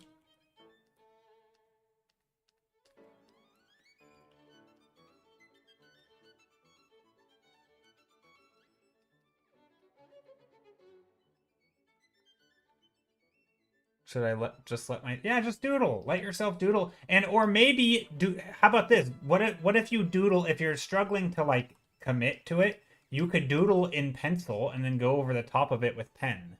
So like you can treat it as a first draft. And again, some people's sketchbooks, they'll even paste things into their books, or they'll paste things in.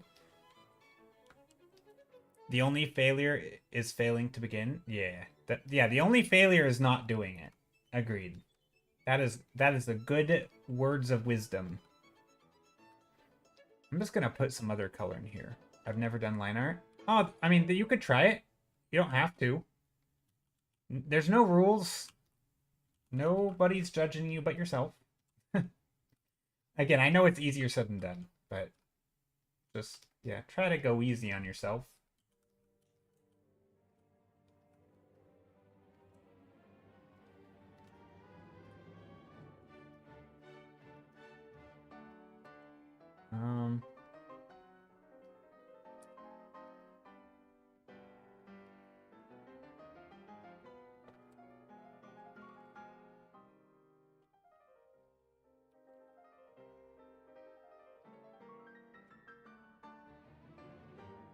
This could be some sort of buildings. I feel like these buildings should be either round or pointy. So round like domes and greenhouses and very just like naturally feeling nice spots.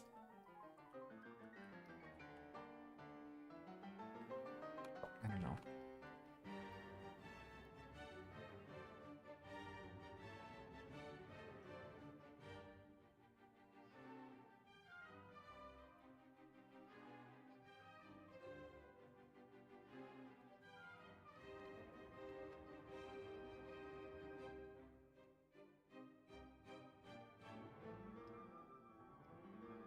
You're failing because you're not doing anything? I mean, I guess.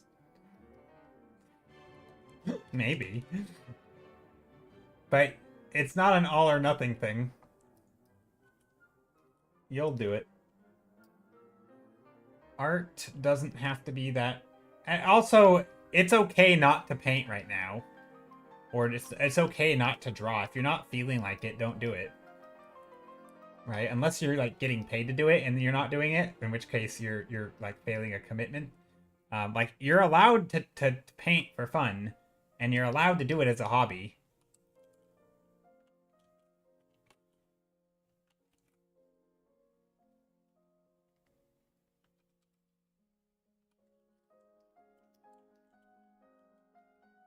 I think that's something a lot of people forget. Like it should start out as a hobby, right? Like that's the ideal way.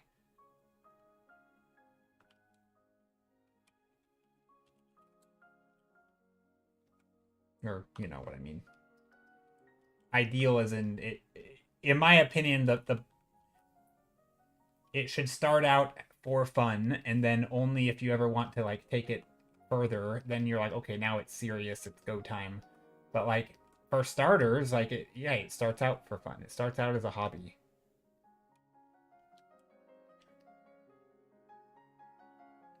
It's not going to be good, so good. Whenever people talk about good or bad, I always think about like good enough for what, bad enough for what, right? Is this good enough? I see this a lot on the Artist Sound subreddit when people are like, is my art good enough? For what? Like, there's always that for what question. Like, what are you trying? Who cares? What do you mean? It's not going to be good. So what? Like, why does it need to be good? Who is the police that's going to come after you if it's not good? And why does it matter? And like, you're right, it probably won't be amazing. Because you know, the art that most people make is probably not going to be amazing. But like the art police, right? Like the only way to get good is to make the not good stuff. So you like just accept that it. I mean, here's the thing: if you think it's going to be terrible, you might actually surprise yourself. You might be like, "Wow, that was actually not as bad as I thought. Good job, me!" And then you can pat yourself on the back. If you expect it to be super good, you're probably right in that you're not gonna ever. meet your expectations. To me, it sounds like your expectations are that it needs to be really good. You're saying it needs to be up here. No, it doesn't. Let it be really crappy. Make something garbage, and then you can be like, oh, you know what? That was actually pretty okay. And then you can be happy with it.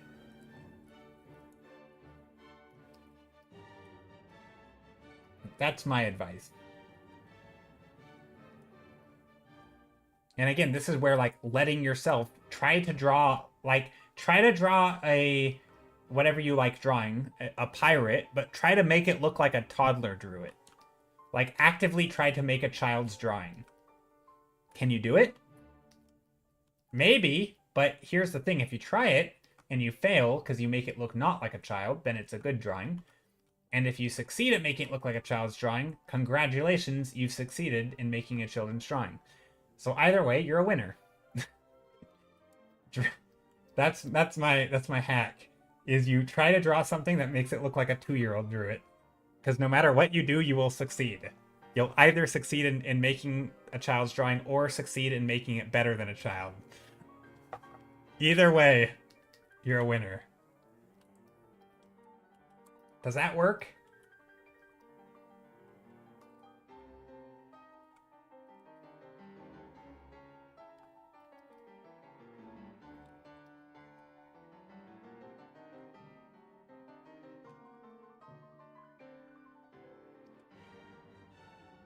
I'm dreading trying to draw it in the new sketchbook. Then don't. Draw on a piece of paper, and when you find something you like, then just literally take some Elmer's glue, put it in your sketchbook, and slap the paper on it, and be like, boom, first page done. It doesn't matter. It does not matter. It's a sketchbook. It's a piece of paper between two other pieces of paper that are slightly thicker.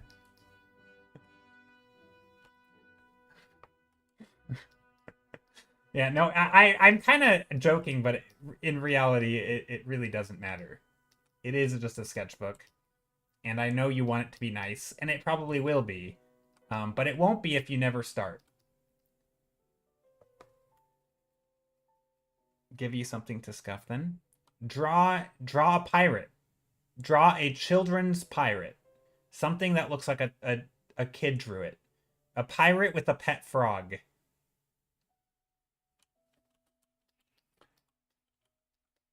Draw a pirate with a pet frog. That's my assignment to you. And if it looks like a child drew it, even better. That way you're trying different stuff. You don't know how to draw a pirate? Then figure it out. That's what a sketchbook's for. Luckily you have a sketchbook to figure out how to draw a pirate. And then you can doodle. You can sketch. It's not a masterpiece book. Yeah, it's not called a sketchbook for nothing.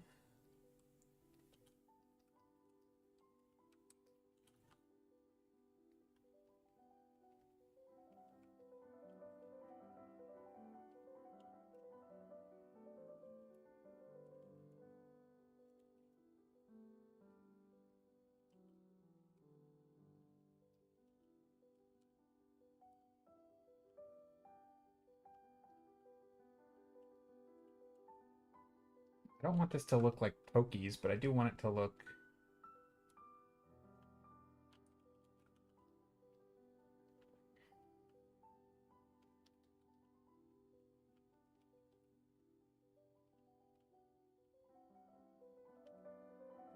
little windows in the wall. And then this one can be in shadow.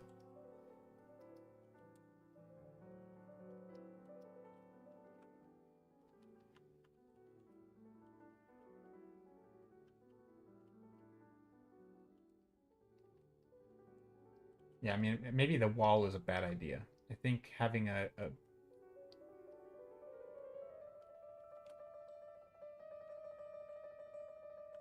Also, if I make the scale too large here, then this isn't going to look like grass or fields. Leg out. I left the first page blank and started on your second page. This helped. That would work. I always like the idea of like accidentally spelling coffee on your first page. Just like, oh, whoops, here's a little bit of tea, and then you have to let it dry and it's all weird and wrinkle and looks kind of ugly. But like now you have this wrinkly, warped, not flat sitting sketchbook. I've always liked the idea of that. I've never done that, but there's something about it where it gives you this like old paper vibe, and it's like, all right, this book's ruined, and then it lets you free up the thing.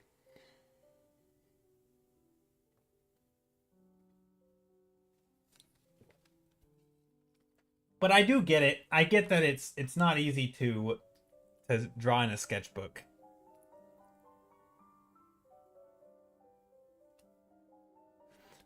Ooh, I like that mock slight. Yeah, you don't have to, nor should you. You get to, or you want to, or you choose to. Yeah, somebody messaged me the other or just yesterday. They asked how do you stay motivated on a project that well, how do you stay motivated on long projects? And while I don't have a ton of super long projects under my belt, I will say one of the things that is a motivator is sort of taking a step back and remember like, hey, I get to paint dragons. Like I'm gonna paint. I get to get paid to paint, or I'm painting, floating islands. Like, how cool is that? Like this is not. Yeah, you get to right. You get to draw this thing. You get to spend your day, you know, sitting in your comfy bed with your sketchbook, and you get to draw whatever the heck you want. You get to think about stuff that doesn't exist and you get to draw it. um it's a privilege, right? Like, and you want to do it. It's not you have to. You don't have to do it. You could just choose to do anything else, but you get to, and you can think that that's pretty cool. So I don't know, try to like take a step back and do it. Just do it.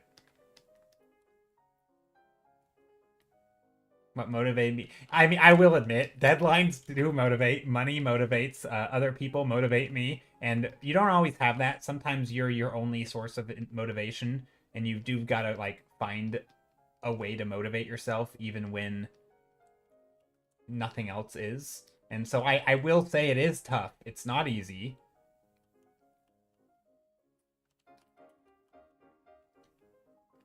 and I don't want to pretend it's easy because it's not.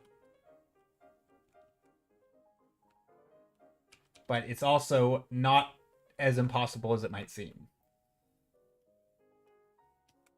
Ooh, I like this with these dark windows down here.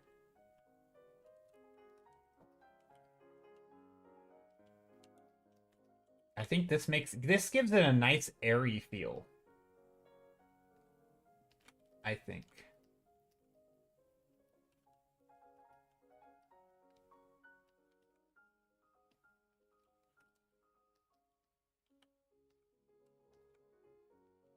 A nice airy feel. These big arches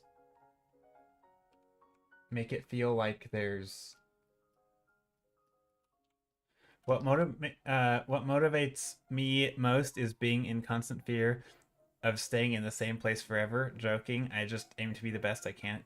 Yeah, I mean, look, I think trying to be the best or trying to get really good, I don't think it's a terrible motivator. I actually, when people jokingly in video games are like, just get good, and they use it as trash talk, I kind of like it. I kind of like that as trash talk. Obviously, you shouldn't let other people tell you that. Right? You shouldn't let other people tell you you're not good enough. But there is a part of me that, like, when you combine getting, like, trying to improve with I get to do this and this is a choice of mine, and you're like, how cool is it that, like, if I stick with this thing and I keep doing it, that in 50 years I'm gonna be really freaking good. If I keep learning and keep improving incrementally, like you're gonna get really good. Like how cool is that? And there is an element of like, it's okay if I suck now because I'm gonna keep doing it. And you don't actually suck now, but like, there's a little bit of like mind games. Like, I think it's okay to not be perfectly content with where you are. And I don't think it has to be negative. I think if you're like as long as you enjoy doing it enough that you think it's a privilege that you can keep doing it, right? I think it's when you tell yourself that you have to be good right now and you know you have to do it. That's when it's bad. But yeah, like Tigra said or Mox Light said, there is a lot of like, you know, we are pretty privileged because we're drawing in the comfort of our own homes. We're painting stuff in with an amazing community. Like it's not like it could be a lot worse. Let's put it that way. And I find that motivating personally.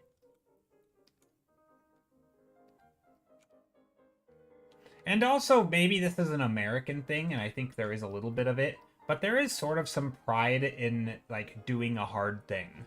Right? I think this I you know like no pain no gain. I mean, I don't want to like preach that because I think it's kind of a toxic mindset to push on others, but there is a little bit of self-empowerment in there when you sort of feel proud for doing a difficult thing and you're like, yeah, rah rah, go me, I did something hard today, you know, like I pushed myself and I conquered the thing. There's a good feeling to that. And you know, again, you shouldn't pressure others to do that. um, but I think if you're doing it to yourself, it's not always terrible. I don't know, that's my take on it.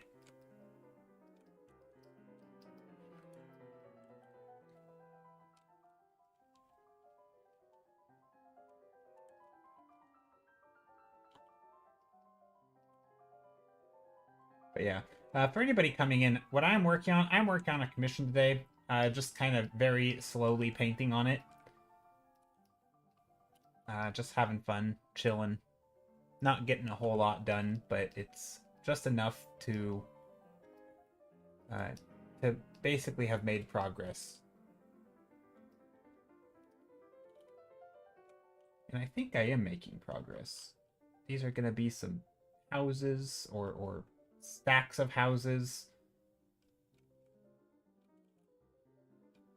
And I want it to it's supposed to be elvish, right? So I want it to have um a lot of negative space because there's gonna be a lot of,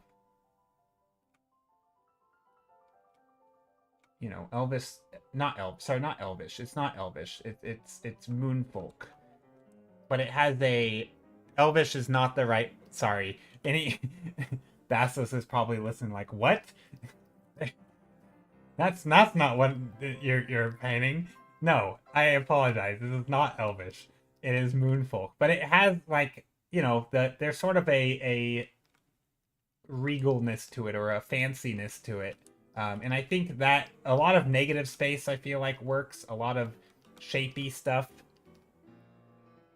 The use of light is beautiful. Oh, thanks. Yeah, I'm gonna try and I'll probably amp up the light and play with some color stuff a bit. But yeah, I'm trying to add. I do want the light to be coming from this direction. You know, catching the tops here, the fronts of these shapes. But I also want to keep it. There's a little bit of stylistic stuff that I want to do where, you know, these background silhouettes are going to be very shapy. I don't want to detail this stuff in the back here. Um, I think it'll look better with keeping some very simple shapes.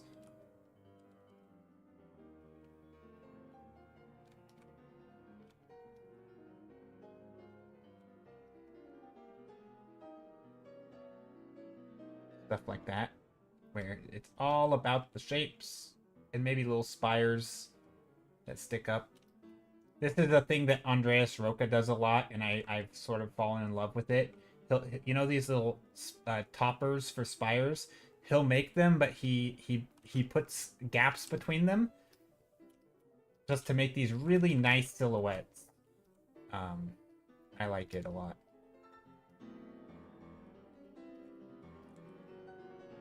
So he'll go like that, maybe a big one, and then a small one.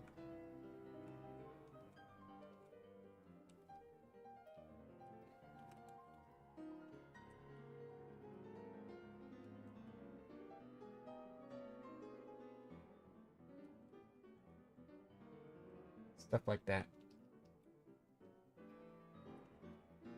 Daddy says you gotta go, but I like this piece going. Thanks.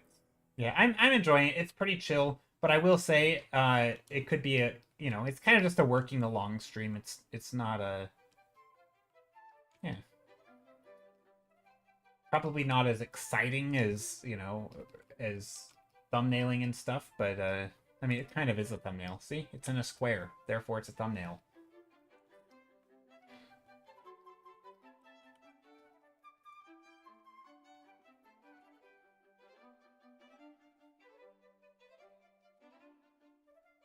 But no, really, I am also would be happy to talk about other topics though. If anybody has any art questions or anything,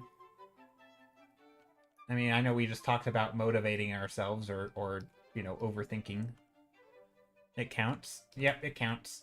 Yeah, that was my method of tricking my brain into thinking, allowing myself to paint on this as if it's a thumbnail by blowing it up so large and then making this border to make it look like it's a thumbnail, even though it's not.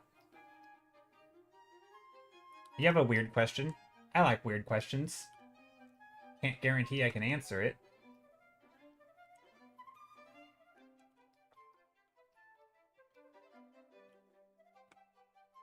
I feel like some little gardens up here.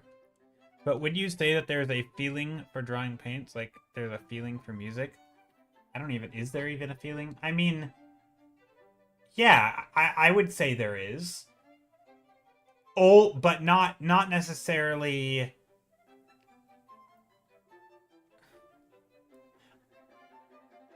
I think at some point you can get that feeling for it.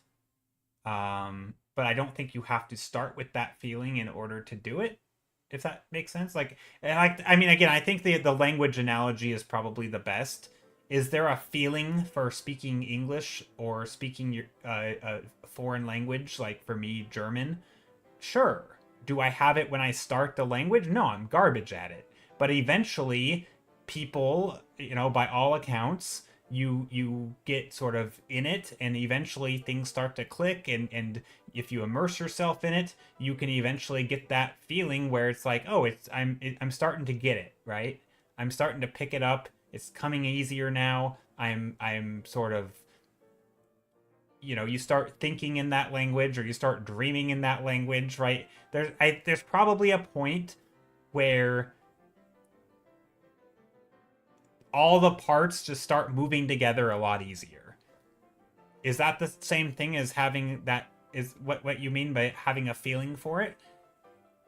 From the start, I don't know. I think some people do have like get a lot of confidence boosts when they're like a little kid and they're drawing, and people are like, "Oh, good job, Timmy! You drew a pirate," and they're like, "Yay! I'm such an artist." And then they start holding that to an identity, and for them, there's a sort of confidence, and it probably shows in their work because they just like doing it, and they aren't overthinking.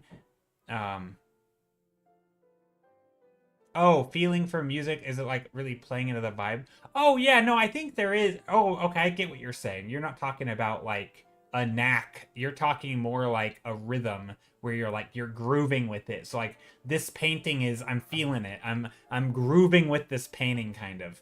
I think there is. I think there are, and again, a lot of it is sort of where your headspace is at, I think. At least for me, sometimes when, I mean, even today, right? So with this painting, the first however long it was, it took me a while to get to the point where I could just start adding things, and a part of it was knowing enough about what I want to do, but also allowing myself to just allow myself to make mistakes and rely on what I already know and try things out. And yeah, there's definitely an element of like sometimes you are feeling a painting and you get in the groove of it, where you're again, it's...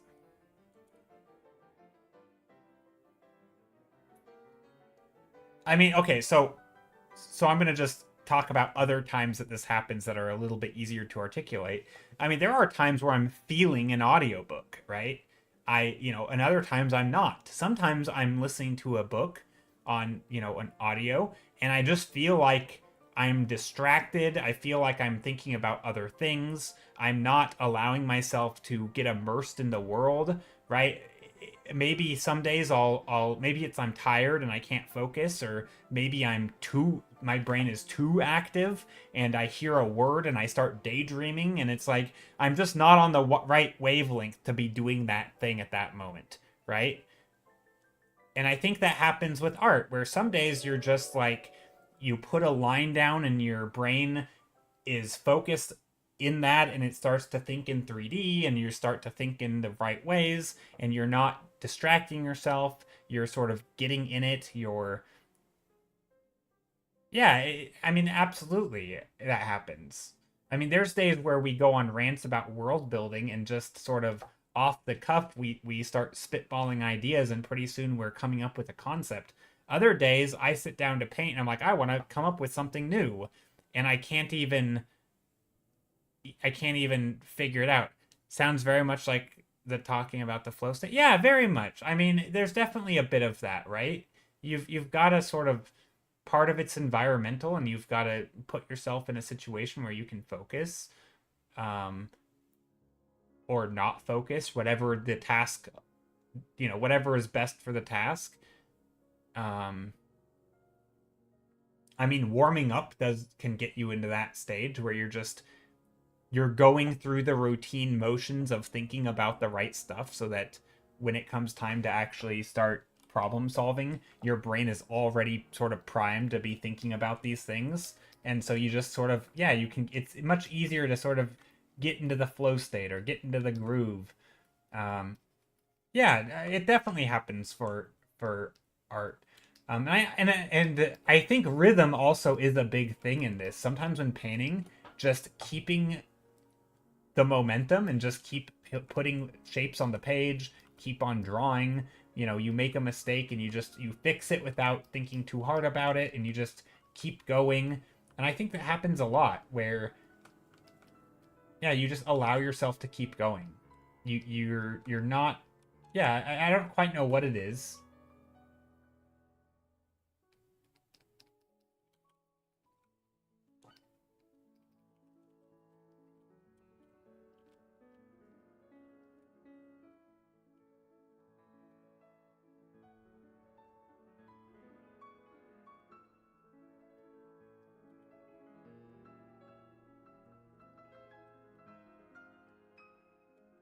I feel like this should be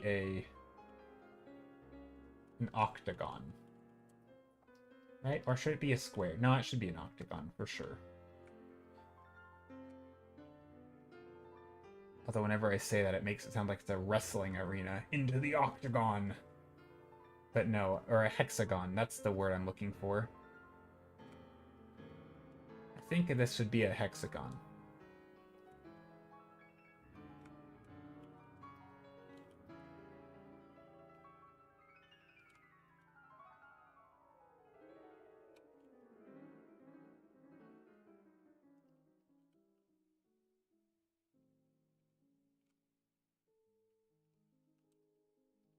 I think.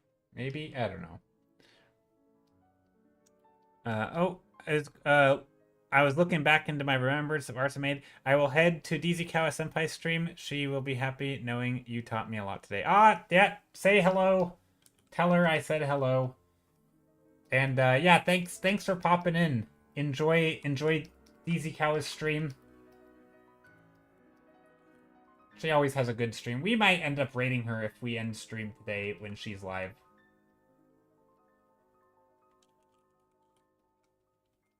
Since she just rated us the other day. Feel like well, maybe we don't owe it to her, but it is nice to return raids. And she's one of the few people we actually get to return raids to, because most of the time when people raid us, they're not going to be online when we end. So, yeah. Actually, this is a very selfish thought that popped into my head before. I've actually considered changing my stream time on different days so that I can raid or get raided by people who raid or raid get raided by me. So like on one day I would stream, let's say, later, and the next day I would stream earlier. And so if I raid somebody, or if somebody raids me one day, I could raid them the next day. Or if I raid them one day, maybe they'd raid me. And that way there's more like there's more like community integration rather than just having purely one directional community flow, if that makes sense. Like instead of having one community lead into the next community, right, lead into the next community, right, and so on, you could have like, one community would lead into another, but then this one could lead back to the first one, and then this one could lead to a third, and this one leads, and so there's a little bit of like the communities would mix a little bit more, right? There'd be different directions and stuff rather than just linear. I've thought about that by having different times for my stream. I've kind of, discounted those ideas, but it's been a thing that I've thought about. Mostly because I don't want to keep track of which days I stream at what times. That sounds more difficult for me.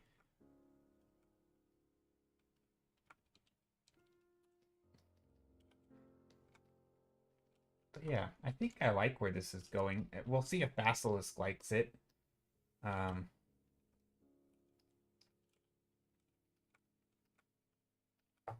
It's possible that I'm getting off track, but you never know with these things. I do think some gardens were mentioned, some floating gardens, or not floating gardens, but some some gardens up here where there's greenery, which also means there should probably be some yellowry, greenery and yellowry. No, yellow things, some trees and plants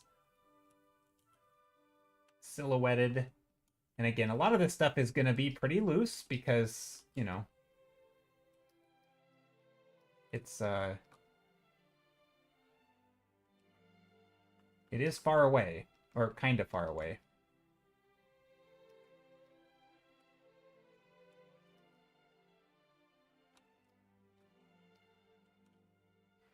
I do wonder if no reference.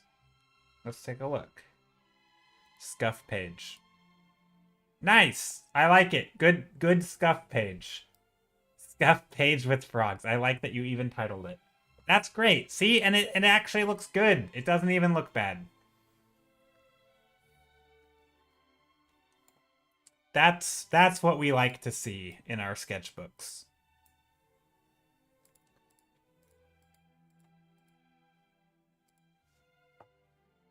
I don't even have a sketchbook. I mean, I digitally sketch and then I save them in dates and stuff, but I mean, I do have a sketchbook, but I don't typically sketch in it. Sometimes when I do, I have like a notebook that I take, I guess I sketch in it, but it's more like if I have an idea, I'll write it down and I might quickly sketch it. But it's like a pre-sketch sketchbook where it's more like taking notes.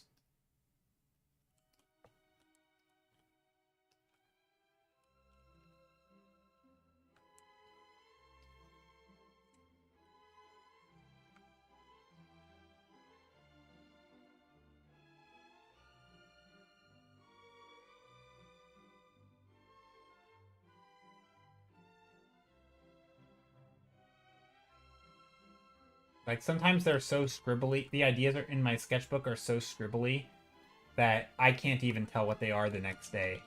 That's how bad. That's how scribbly sometimes my sketchbook is.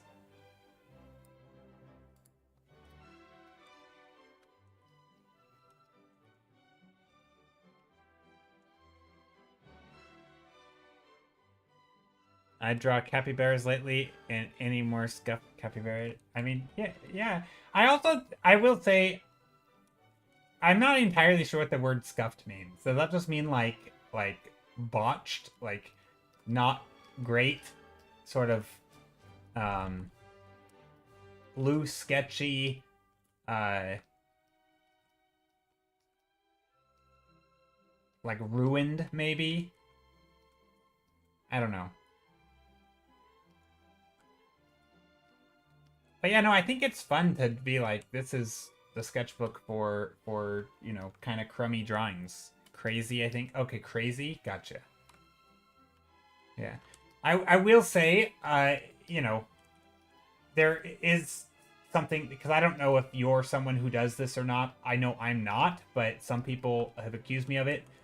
But I think it's always worth pointing out.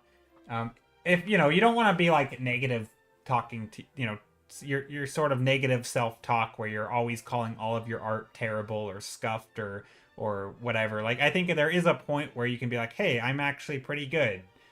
And it's okay to like acknowledge that you can put in effort and it's okay, and it doesn't, you know, like downplaying everything you make. I'm not saying you're doing that.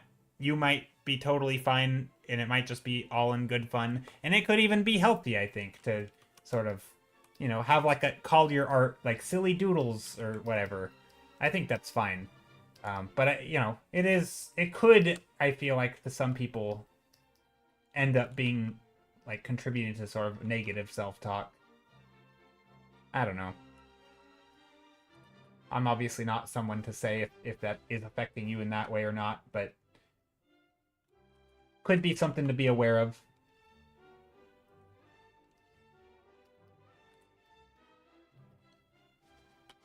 I know for stream, I've been trying not to say that my art is terrible.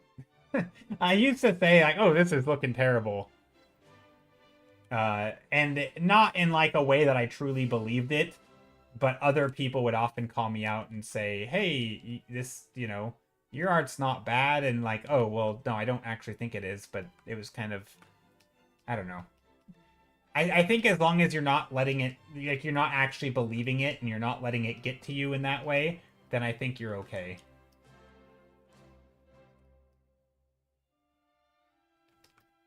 But, you know, other people might think that you are being a little bit degrading to yourself.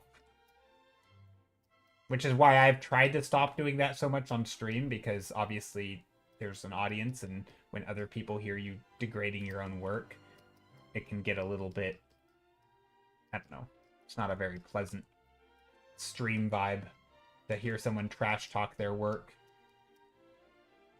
But there is an element of, like, when I'm painting, if I try to draw something, I mean, I am constantly going through a sort of a critique, a self-critique, where I look at something and I'm like, nah, this isn't looking right. You know, it may not be as harsh as saying this is terrible, but it might be, I look at it and be like, is this right? No, it's not. This is confusing. It's not great. And then I try to fix it, right? And I'm like, what is not confusing about it? Or what's not great about it? And I try to articulate it to myself so that I can solve the problem. But there is a lot of, like, judging my own work. But it's not in, like, a negative way. It's more of a critical way of saying, how then, you know, how do I fix this? How do I improve this? And so I think it all depends on what you're doing.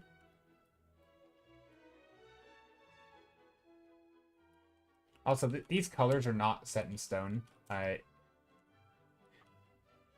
For anyone curious, because although I do like these colors, I will probably lighten up a lot of these buildings.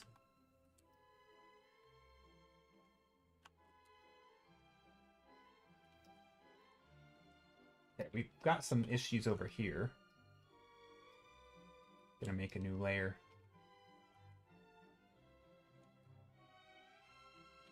Cute. Honey-chan, hello! Hope you're doing well.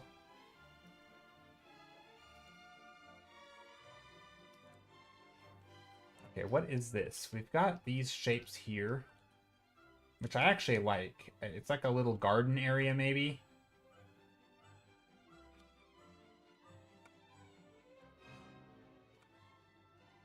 I don't want it to look like a wall. That's something I don't want it to look like. Because walls make it feel like a castle, and I don't want it to feel too castle-y. I want it to feel I mean, it could be a wall. It could be like some sort of building, but I do want it to feel more like a city. That's the vibe.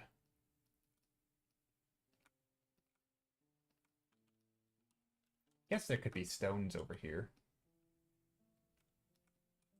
Hope you're doing well. I am doing well. Today is a pretty chill day. I started an audiobook that I've really been enjoying. It's called... Actually, I don't know what it's called. It's called... I've got to look it up. Why can I not think of the name? Sufficiently Advanced Magic. It's kind of like a lit RPG book. It's not actually a lit RPG book. And for those who don't know, so lit RPG is like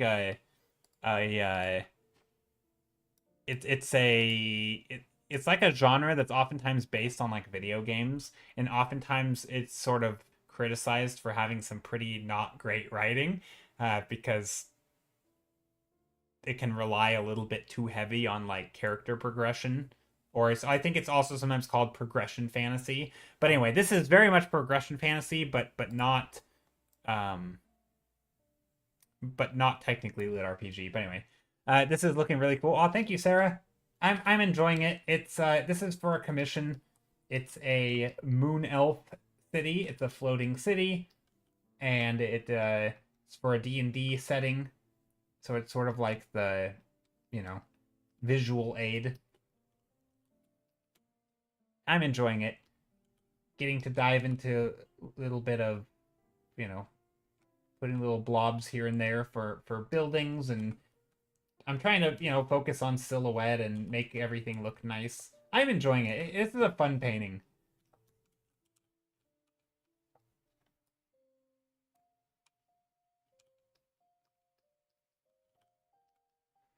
But yeah, Sarah, how are you? Long time no see, kind of. Actually, not really. I think you were here last stream. Never mind. What am I talking about? You were literally here last stream. But anyway, hope you're doing well. Looking pretty too. Thanks. I'm glad you like it. I feel like I want some elevation change. So I'm gonna bring up the elevation over here. Pretty good. Weather's nice. Eating a kiwi. Nice. Kiwis are good.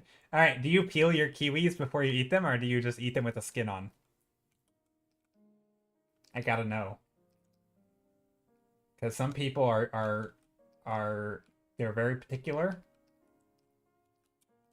How do all of you eat your kiwis? Now I'm curious, because this is something that, because like the skin is edible, by the way. You can eat the skin, but a lot of people are like, that's so weird, and other people are like, they would never. Yeah, a lot of people just that's the way they eat it, and other people it's weird. You eat the skin. Sometimes peel and nibble. Sometimes I eat the skin. Sometimes I've peeled them. Sometimes I've cut it and used a spoon. I've done all the ways. I do I if I'm being honest, I do eat the skin sometimes. It's good. You can just bite right into it.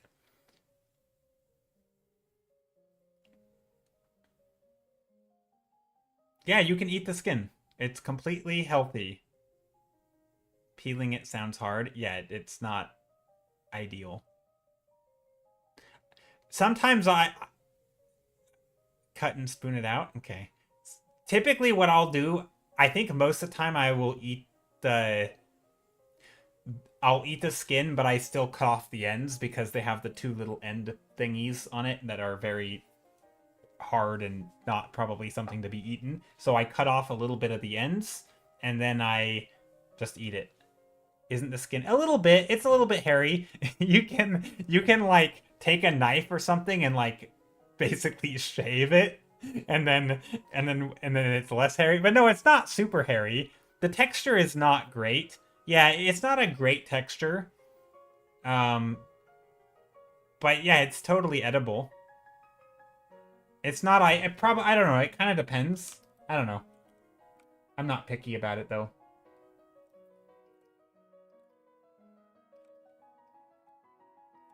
Kiwis though, in too much, they're too citrusy and they hurt my tongue.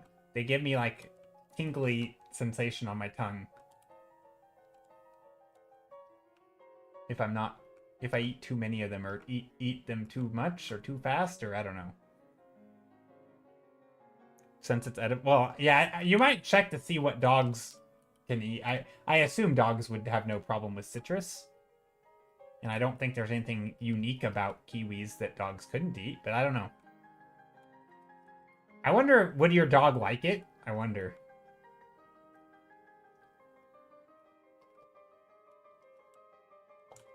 Ooh, I like this shape. The little swoopy shape. I think I need more swoopy shapes in here. This roof can be swoopy.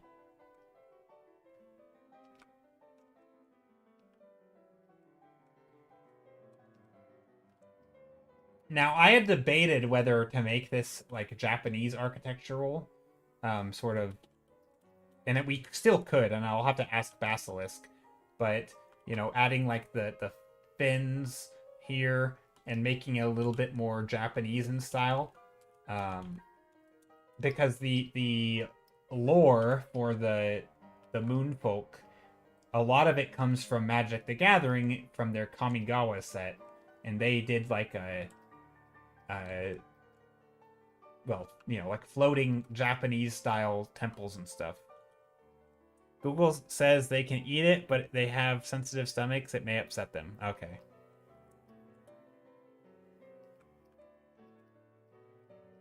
Yeah, I feel like a lot of things the dog will know if they like it, and if they eat it and it hurts them, then they won't eat it anymore. But also sometimes dogs are dumb and they will just keep eating things that are bad for them.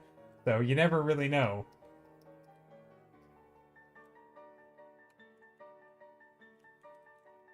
I feel like it kind of depends on the dog. Why would Google eat kiwi? I don't think Google's gonna eat the kiwi.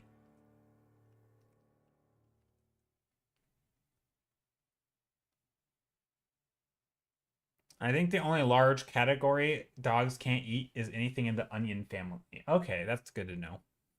And then grapes for some reason. See, that's the thing, right? There's always exceptions. So whenever we're talking about dietary restrictions for animals, like, well, you know, you always want to be sure. Gotta double check.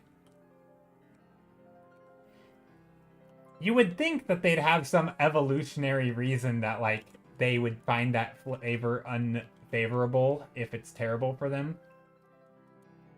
Like, actually gonna kill them.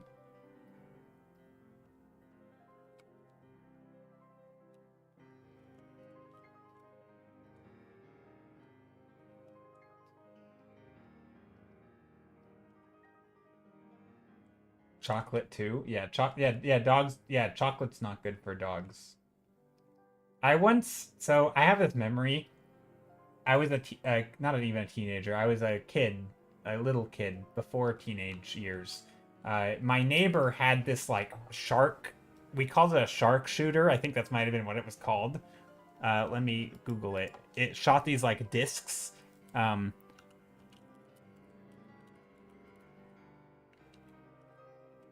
think it was Nerf. Was it a Nerf gun? It was, yeah, it was like, well, it wasn't like, it was like, anyway, it was, let me show you. It was kind of like this, but it shot these little discs. Shark shooter, what if I just type in disc? Anyway, it was just this little toy that my neighbor had. And I remember I put an Oreo in it, and I shot it, and because it was like shaped like an Oreo, like a little puck, and there was this, I put an Oreo in it, and it would shoot the Oreo, and his dog ran up and jumped and ate the Oreo right out of the air, and we were like, oh my god, it's chocolate, he's gonna die, and the dog was fine, but it was kind of this thing that I remember where it was shooting an Oreo out of a shark, and then the dog eating it. It was quite the experience for little 8-year-old me, or however old I was.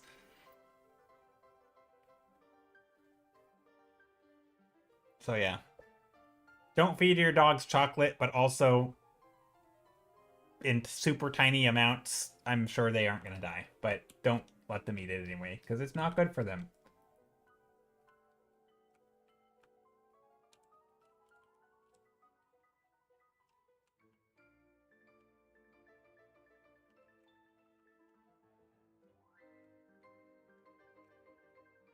I want to be careful with some of these shapes, because I don't want them to draw too much attention. Like this one, I think, is a little bit intense.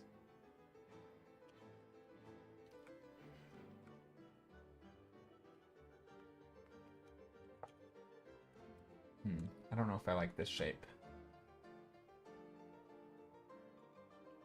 There. I think that's a better shape.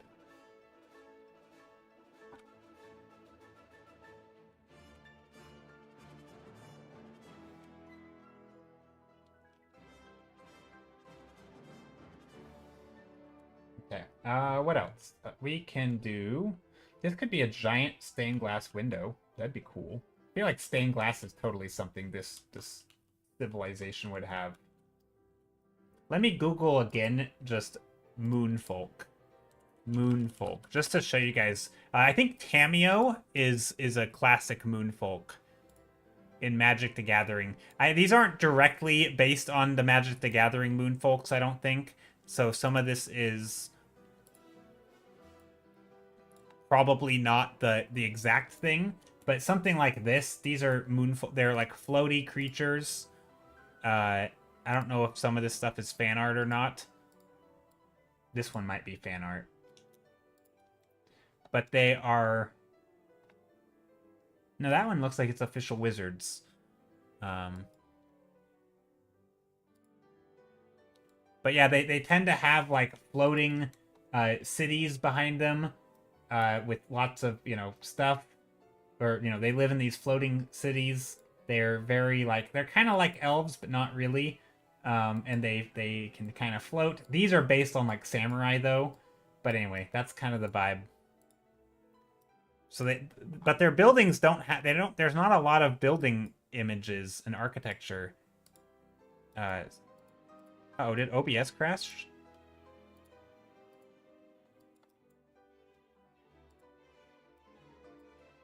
Wait, is OBS still working? No, OBS is here. Why did OBS give me like I don't know. That was weird. That was weird.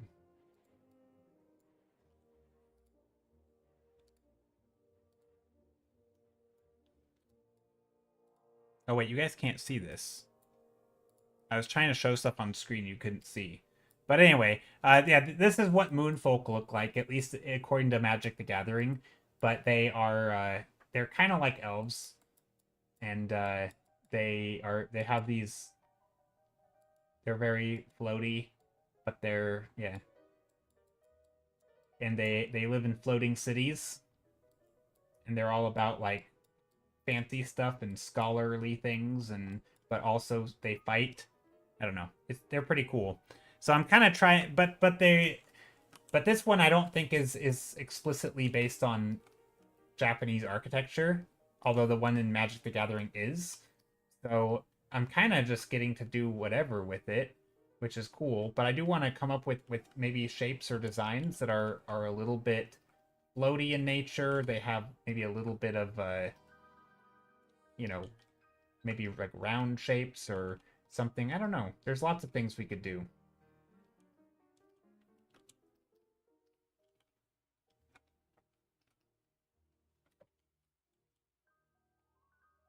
Also, let's do the daily Wordle and all that stuff. All that jazz. The daily Wordle and connections. Because I forgot that we're not doing voting, so let's do that.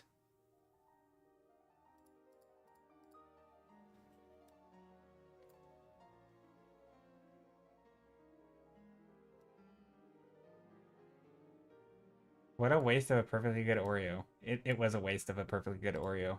Oh wait, was it my Streambot thing that was breaking?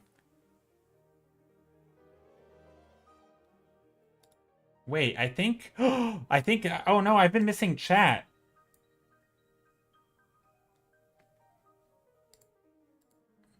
That's what happened. My chat broke.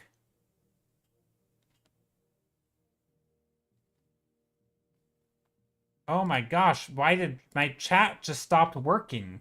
I didn't even realize. The last message I saw was not that he's much of a muncher. He won't even eat catnip. Wait, am I still live? I don't even know anymore. No, I am live. I'm so confused what's happening. But anyway, I'm going to do the Daily Wordle. You guys should help me guess.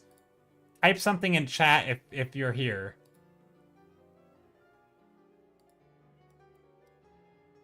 I don't even know if what's happening.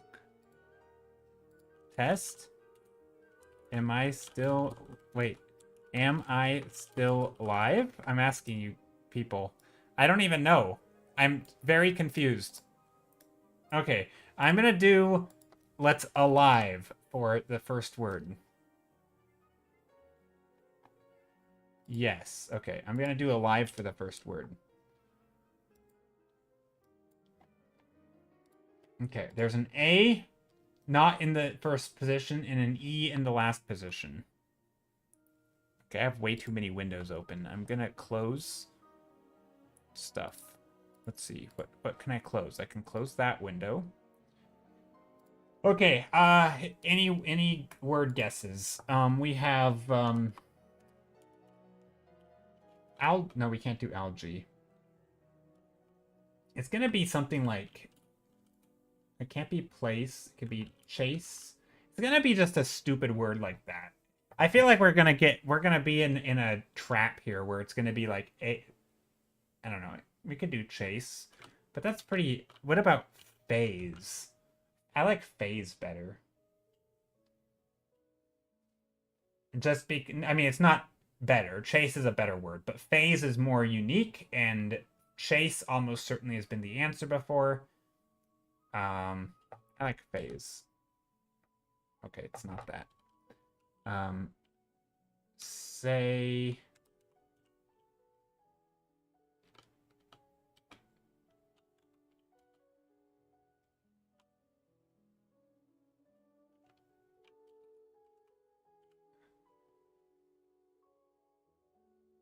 How do you spell sachet? Sash? No, it can't be that. I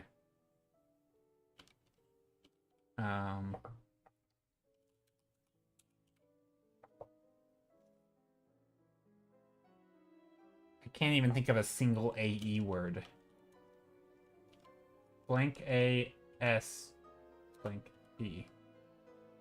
Ooh, that looks promising. Ooh, sauce. Oh, yeah, that's a good guess. A-U-C-E. Yeah, sauce is a good guess.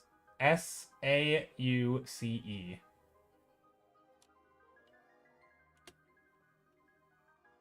Oof, it's not. But now we know the S is here. This should not be hard.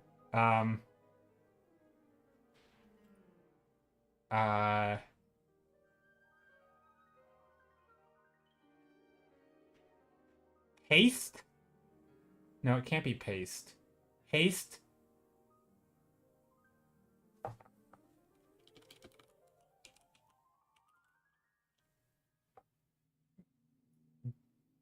Get gassed with an E? Gasty? Taste? Oh, it could be taste. Taste or waste. Yeah. So it could be taste. It could be waste. It could be... Is that just it? Taste or waste? Let's try waste. Nope, not waste. Taste. Nope, not... Oh gosh, are we gonna lose? Daced? Maced? Based? Based? Is that a word? That's not how you spell based, is it? Like a basting a turkey? Is that baste a turkey? Yeah, to cook? Okay. Is there anything else it could be? Oh gosh, what if we fail? Oh no, that would be so embarrassing. Like, that's spelled right? Okay. I mean, it's a word. Mace. I feel like so is... Okay, based. Oh, hit with it. That was... You. Yeah, seriously. Dang. Well, that's good. Alright, let's do the connections.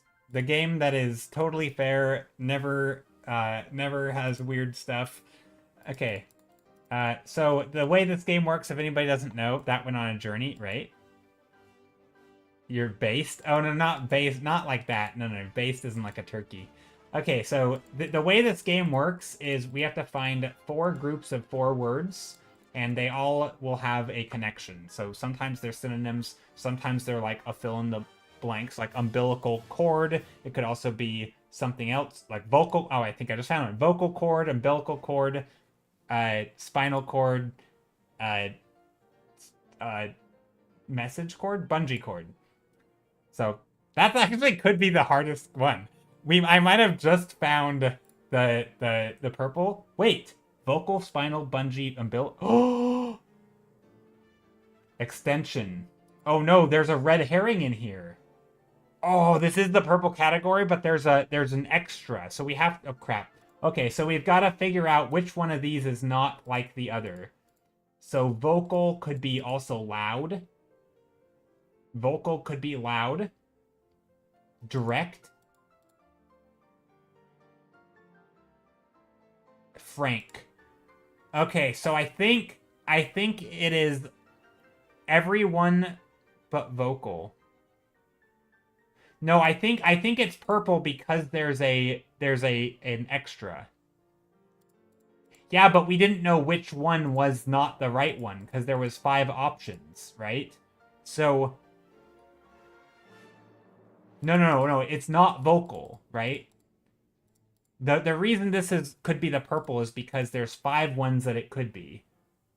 It probably is extension cord because vocal is a synonym of direct, right? We have vocal, frank, direct, and wait. You can what was it? Sound loud, vocal, frank, loud, direct, sound. Right? And then we have a straight, a channel, a sound, a bay. These are all like water things. Which means message, lightning, genie, ship. This is like message in a bottle, lightning in a bottle, genie in a bottle, ship in a bottle. So these are things in bottles. Literally nailed the category. There we go. Easy peasy. That one was not too bad. I feel like that one was pretty easy. I kind of got bamboozled, though. I didn't realize there was 5 options for this one. So there was a bit of a trickery there going on. Yeah, I live near a place kind of called... Well, it's not really super near, but like there's a place called Puget Sound. So I only know that sound is a water thing because of that. But yeah, okay. Good job, folks. Couldn't have done it without you. Oh, that was easy. Yeah, that one was pretty easy. Sometimes they're really hard when you don't know certain words or meanings. Where, like, if you didn't know that a sound and a straight were waters, but you also didn't know what, like, I don't know, frank meant, then you're just screwed because there's too many words you don't know in different categories. Yeah, that one was probably one of the easiest ones we've had on stream. But funny enough, I still goofed up because I missed one. I mean, you know, I used one of our things. But anyway, check the capybaras. Oh, I will take a look. Let's look in Discord.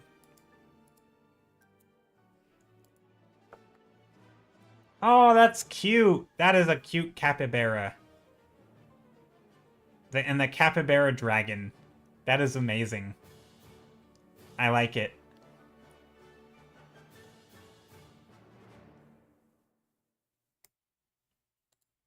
That is fun.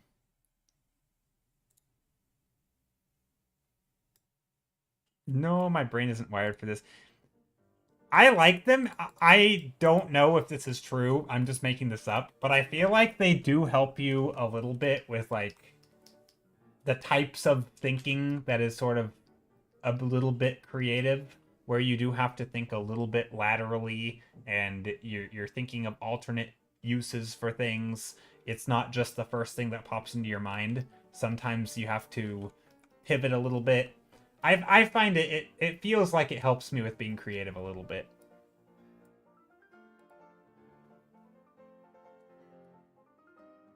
You felt your mind wander? That's good. That is good. Mind wandering is great.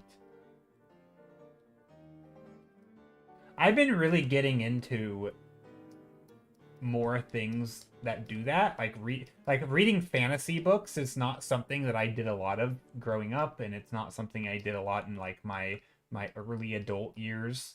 I never really could get into most fantasy books. They always felt too description heavy. But lately, I've been, especially with audiobooks in general, but even just like eyeball reading, I've been really into like anything with good world building. I've been really enjoying. It just makes you think about things differently. It you know, you can sort of imagine all the things that they don't, you know, explicitly state. You can, like, once you learn the rules of the world, kind of, you can start imagining yourself in there, or other characters. It's very, I don't know, it's really cool. I guess part of that's visual library, where you start, you know, understanding concepts and ideas that are different than what you might think of on your own. How is there not a capybara blockbuster movie by now? That's a good question. They are like such a cute animal that you would think there would be a main character in Disney that is a capybara.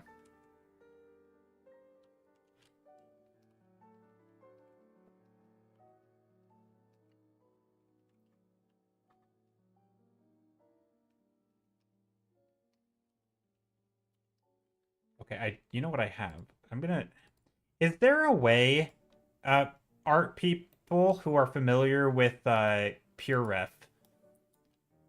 So here I just have a bunch of unrelated images. Like these things are not. Oh, here you can't see this. Is there a way for me to open, like, I don't just want to open recents, but I want to combine them? Is there a way for me to open another PureRef file that I have already saved and have it combined to this?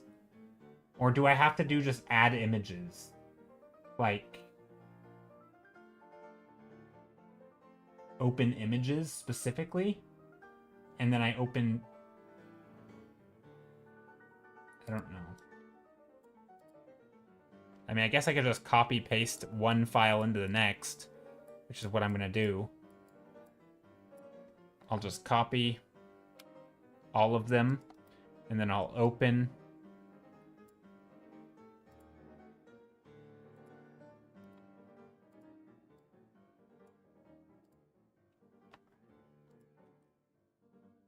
There. That'll work.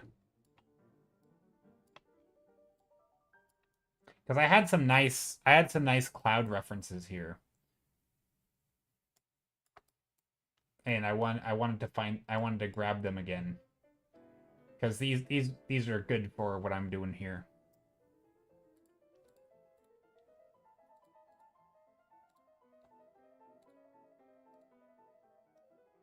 You can select copy and paste. Yeah, that's what I did. The only downside is they will paste in one single image, no longer individually selectable. Oh, really? I didn't know that. Oh, yeah, they are. Oh, that's annoying. Is there, like, an explode option? Oh, that's weird. Okay.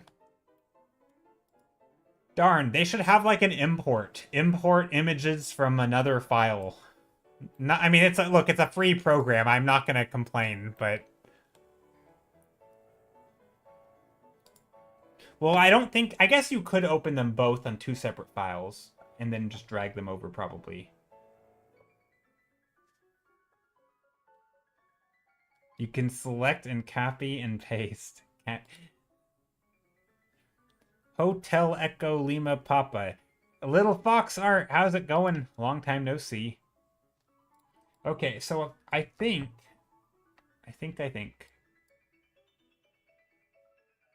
You know what I just realized? I closed the chat thing, so if anybody said anything on YouTube, I missed it. So I apologize for anyone who came in and is looking at the YouTube. Let me open up the chat there so I can see all of it, because it froze before.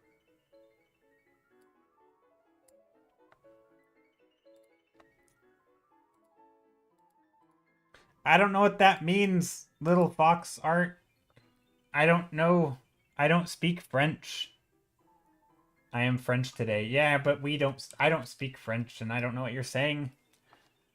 It's hard for me to moderate chat if I don't know what people are saying. So I do ask that people try to keep it in English. As cool of a language as French is.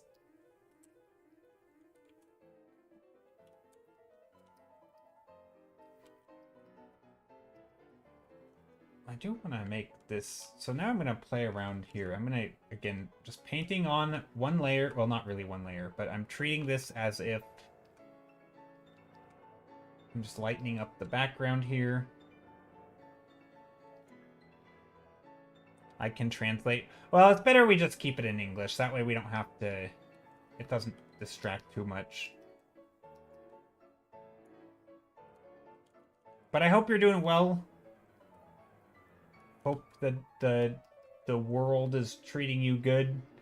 Life is being good to you and all that.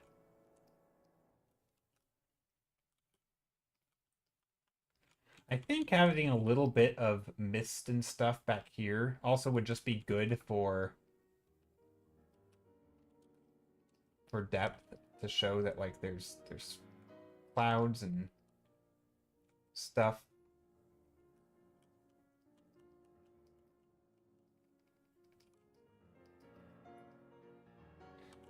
I also wonder if maybe I shouldn't do some like additional floating things, floating islands. I don't know. I thought about it, but none of the thumbnails were looking good when I did that, so I'm kind of not gonna do that, I think. We could also do some stuff where we play around with the rock shapes of this. Maybe some of these rock shapes are, you know, different shaped. Again, I should have figured this out more in like the thumbnail stage, which is kind of what that was for. But I did like where this was going.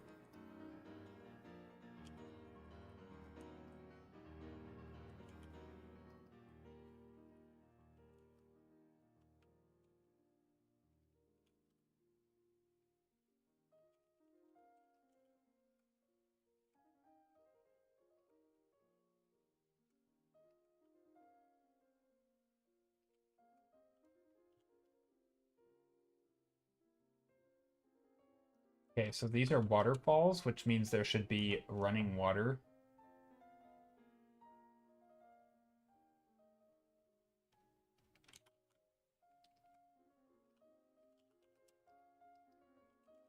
Trying to make the water look like it's hard to paint the water here because the angle is kind of weird. But I think we could do this.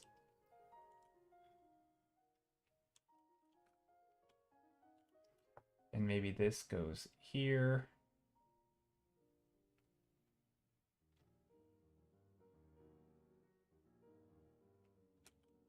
Something like that, maybe.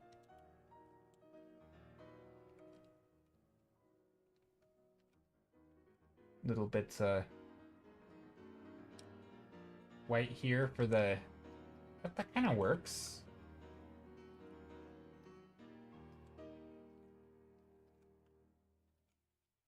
I think that works. Reminds me of Zelda Wind Waker. It does have a little bit of that, but I think that's okay. I think that is okay.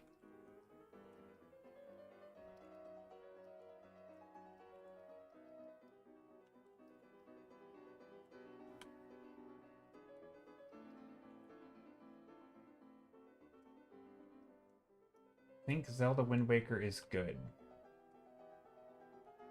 Wait, wrong one. What happened to the fish fall off the edge? I mean, it's not guaranteed that all water has fish in it. But I would imagine I mean, real talk here for a second. If this floating island existed and somehow there was water maybe being sucked from the atmosphere or what some way that water was actually being here and fish actually did survive somehow and they were in there, I would imagine they would be fish that would naturally swim upstream, and when they do rest, they would I think fish can actually rest in while swimming, right? Um, there are ways of fish like being able to just like autopilot kind of when they're asleep. But I would imagine whatever fish you'd have that can evolve in those situations would be upstream swimming fish, or they would find little ponds to survive in that are little like like sucker fish or bottom feeders that find little like pools of water that aren't in in the current, and then also swim upstream that way, because yeah, they wouldn't be able to just flop off, and that would be the end of that species of fish if they couldn't survive there. So whatever fish managed to survive somehow would clearly be upstream swimmers. Skyward Sword, okay. Did Skyward Sword have floating castles? I never played those Zelda games. Skyward Sword Zelda.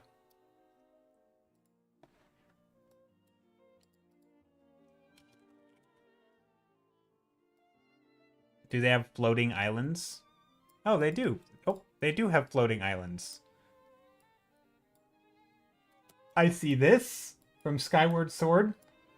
I don't know if that is... That's something. There's a place that's not quite the same, but it's something. Little floating island. That's kind of cute. Yeah, land in the sky. Yeah.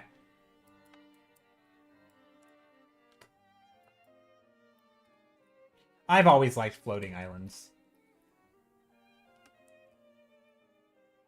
I do wonder if I shouldn't extend some of this stuff down. We can try it.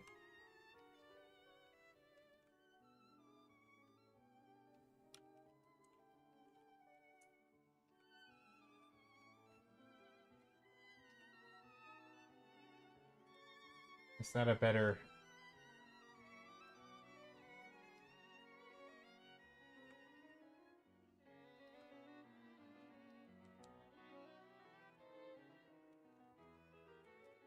I mean, that's kind of a nice shape, I guess. I don't know, maybe not. I'm trying to think about it.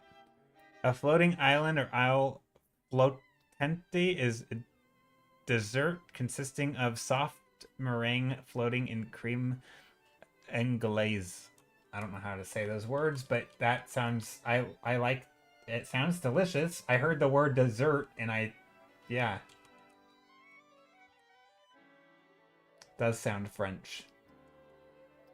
I hear dessert, and I'm all over it. Doesn't really matter if I know what it is or not. I'm a simple person. I hear dessert. Yep.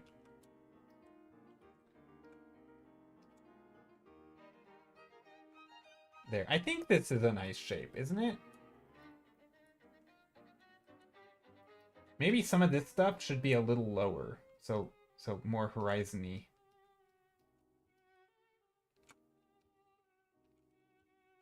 I imagine also farmland. I don't know if we want farmland. I'll have to ask Basilisk if she thinks these people would have farmland. Maybe they're more fishing. I don't know how they get their food. I don't know if it matters.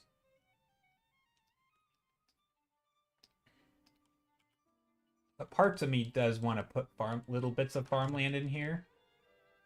Like, I feel like they could totally have, like, rice. They could be rice farmers. I don't know. Maybe not.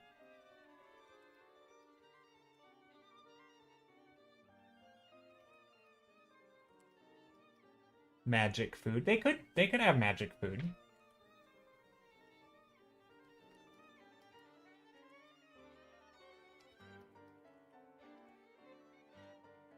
This might be too castle-like though, but that's fine. I'm happy to repaint some stuff because I'm just having fun here and kind of just going with the flow at this point. And I realize that's not, you know, this is obviously a little more than a sketch, but also it's not super detailed, so I'm okay with.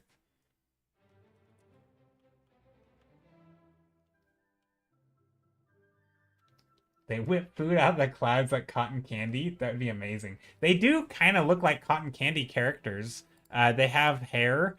So the Magic the Gathering version has they have hair that looks like cotton candy. See, look. Oh. Their hair kind of looks like cotton candy. I need to put a cat in it. No, I'm not going to do that. But yeah, they're all about like knowledge and scrolls, and I guess they have some tech, but I don't know if this is exactly what they look like, but something like this, vaguely.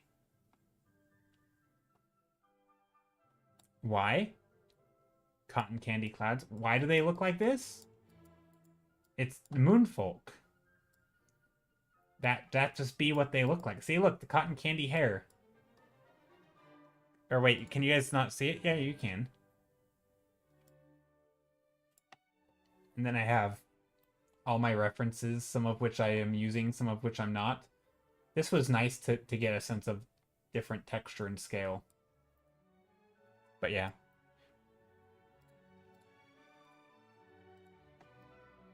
Oh, cotton candy cloud cats. Oh. Yeah, I'm not sure about that.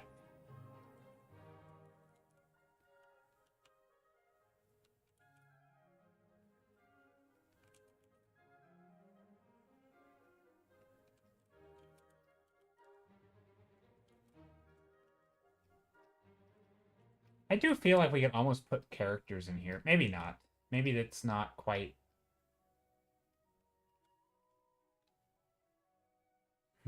Somebody was telling me today, says Destiny, that cotton candy in Australia is called fairy floss. What an image.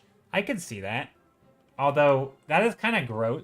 I always felt that any candies that had the name of something that is supposed to also be healthy, like floss, just felt gross. Can you imagine trying to floss with sugar? Like that is so bad. Like that whole idea, that like that visual is gross to me.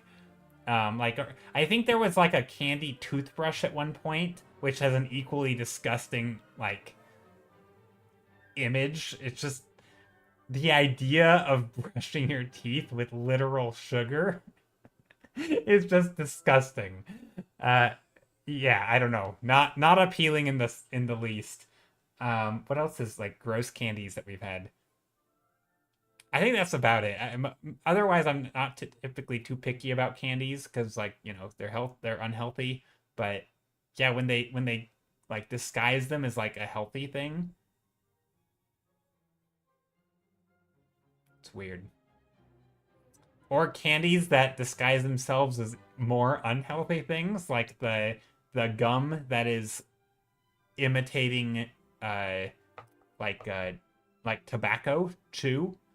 So there's like that Big League Chew was branded towards kids who wanted to chew tobacco. It's so stupid. Oh my goodness. I'm is that product still around? Because I would be surprised if that product could still exist today.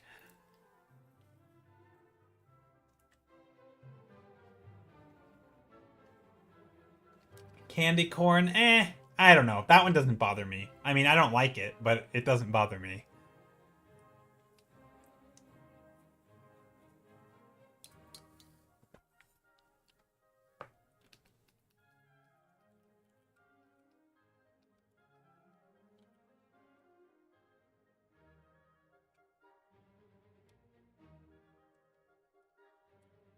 I don't like the shape of this building. I like this one though. I like these diagonals. It has a nice vibe to it.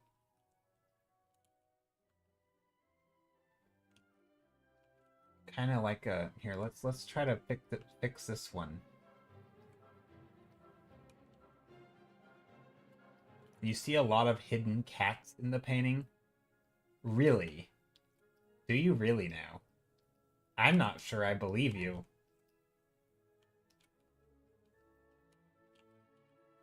I feel like they'd have little places up here to, like, little observation decks. Or, like, the tops of these buildings. Wait, we can't see the top of the building. Hold on. That's fine. I don't care if we see it. We don't need to see it. Something like that, like a little crown area.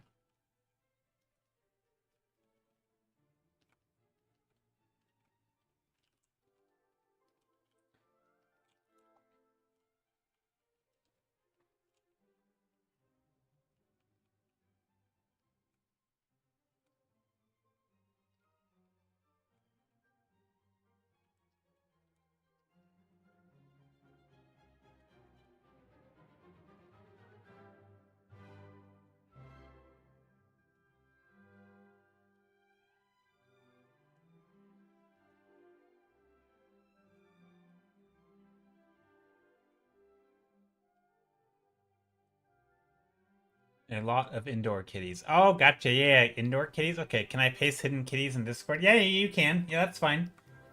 You can paste the if you find a cat in this picture, you can paste it. If you want to outline it too to make it more clear, even better.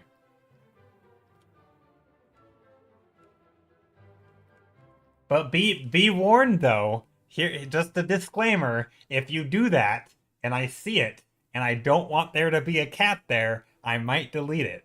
This happens a lot. Like I don't want giant hidden images of something in my image. Like if I saw a smiley face here that is distracting you, I'd be like, nope, let's get rid of that because I don't want a smiley face. So be warned, this might be how I end up deleting your hidden cat. Because I don't really want there to be faces in my buildings. But now I am curious. Okay, let's see. Did you put it in stream screenshots? Nope, not there. Art? Where do you put it? General? Oh, general. Okay, I feel like we're stretching a little here. This looks like a cat? Wait. I do not think these look like cats. Am I going crazy here? Oh no, you said this one looks like a cat. This? A cat? That's not a cat. What? Okay. I feel like you're stretching a little bit. I'm not seeing this being a cat. I mean, you can turn them into cats. Let's see, you said this one is a cat. I can kind of see this. I can kind of see this. This totally is kind of a cat.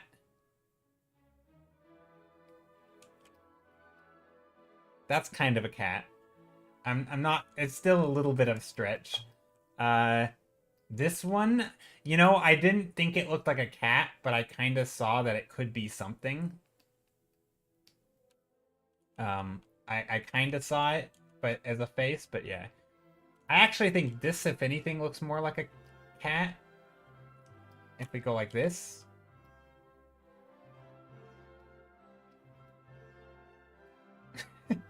I don't know. Maybe that one? Oops. No, I don't really see cats in here. I think we're safe. I don't think I'm gonna necessarily delete any of these. No smiles here. Yeah, this is a no fun zone. All serious art. We don't allow for smiley faces in our art. Art is serious business. No having fun on my watch.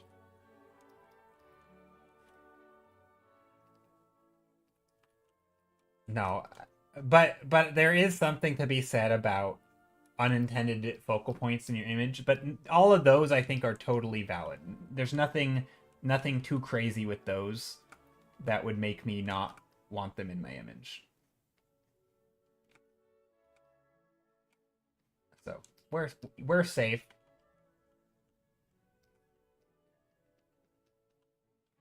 We are safe. But speaking of art, does anyone have any art to share? I'd love to see what people are working on.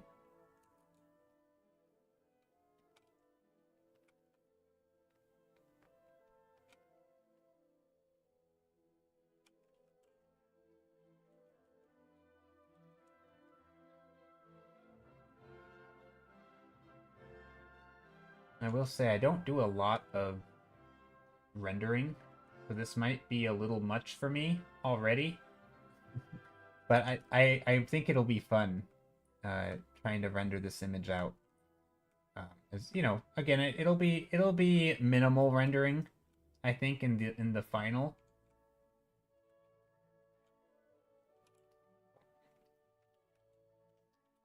But I will want to render it in such a way though that I think if you wanted to, like, you know, understand it a little bit and maybe reconstruct it, I don't know, but that you'd be able to. You'd be like, oh, this is a wall.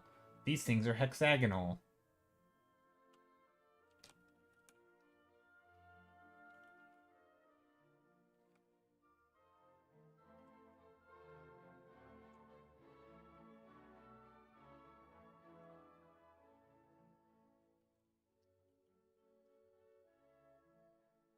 But like this big tower might be a little rough to understand exactly what it is.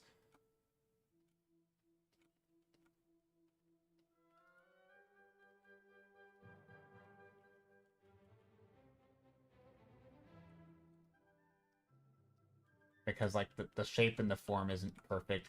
We were talking about earlier, right, with volumetric stuff and sort of, you know, the difference between like humans understanding three-dimensional space and AI. This is an example where I think people would be like, "This is AI." I mean, not it doesn't look like it's AI, but in the sense that like there's some weird perspective stuff where it doesn't really make sense, because I haven't quite sorted out the geometric shapes of the buildings or of this building. And so there could be some cases where you look at it and you're like, I don't understand how this building exists. You know? And so that's kind of what I was talking about in terms of like I don't think you can use that to judge whether something is or isn't AI.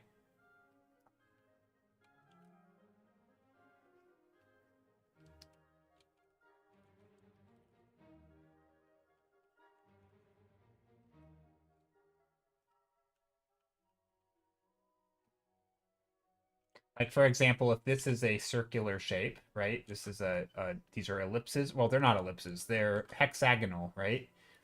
Or octagonal. I don't know. But if this is essentially a circle, what happens when it gets to this edge, right? This edge would stick out from the circle, right?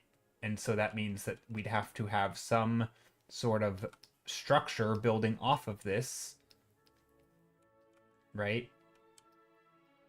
Which is fine. We can have a structure building off of that, but we should be aware that this needs to actually be building off. Otherwise, it's going to look like, oh, I shouldn't have done that. Because these lines, uh-oh. Right, so sometimes when you have circles and then you put a square on it, like, okay, there's that connector area. I actually don't know if I like that shape, though. I think it works for now. I actually really like these shapes here with these different colored shapes. I think that's really nice. And sort of try to emulate that over here.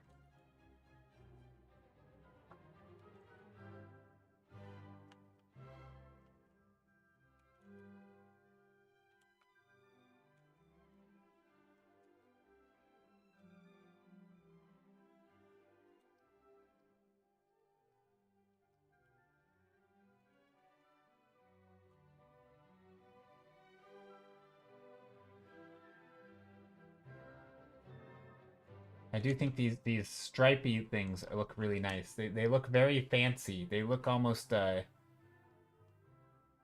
I don't know. There's a certain amount of regalness to them that I think is nice.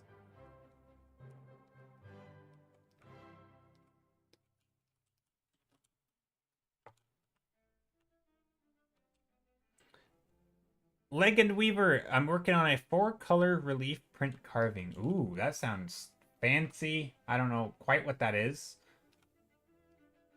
A relief print carving.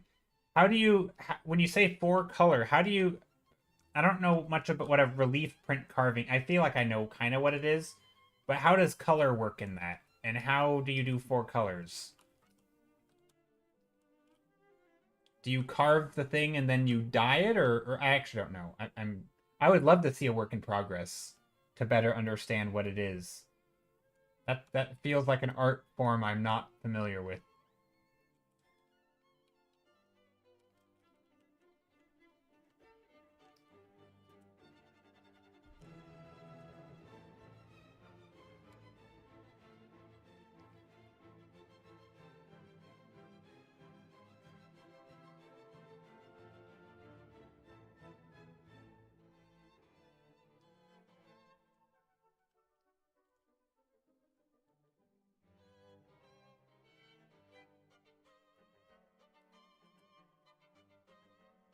Maybe a little bit of dark here. I don't know if I don't think I want this to all look like stone though, because these are gonna be white buildings, right? So not white, but like brighter. And so I do want to. Let's try something. I'm gonna go real wacky here and go overlay and do like an orangey white. Nope, that's too. There we go.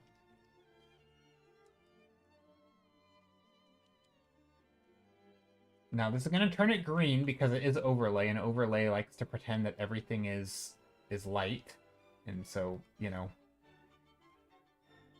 that's okay. But the reason I'm doing this, I just want to play around with basically if this stuff is a little brighter.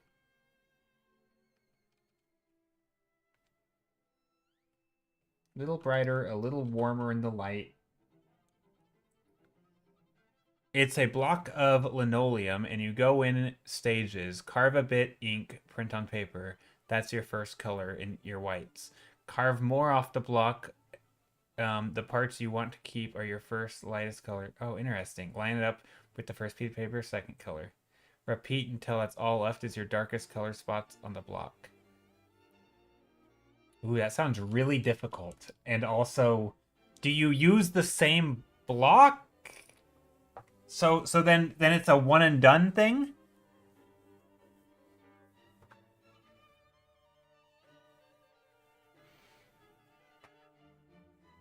That sounds like I feel like it'd be cool if you had 4 different blocks at different stages for each color. That sounds like that sounds extremely hard and fascinating, but way too much work. I don't that sounds daunting. I mean, I get it. Artists will do lots of stuff because if it's fun, it's fun and it's worth doing. But my goodness, that sounds like a pain. I there are lots of art forms and types of ways of doing art that I wish I liked because yeah.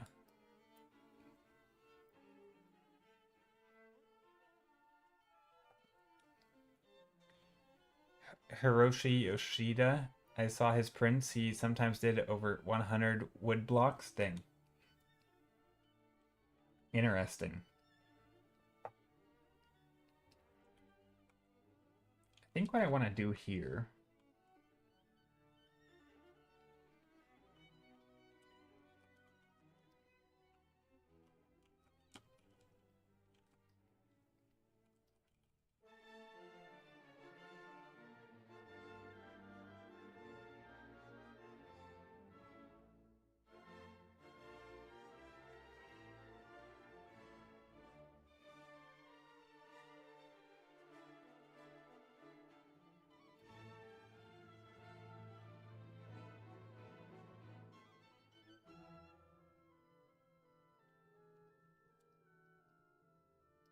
Kind of really push the the lighting here. Make it nice and bright. That's something that was specifically stated in the commission, is that the buildings are bright, which again I think it just makes a lot of sense, right? We're in the sky, there's not a lot of obstructions, bright buildings. But then if the buildings are bright, I do want some other color of material in here. So like some rocks, for example. And I think that's where this is going to come into play down here. That stuff's not going to be bright. I mean, it'll still be bright because it's in the light, but...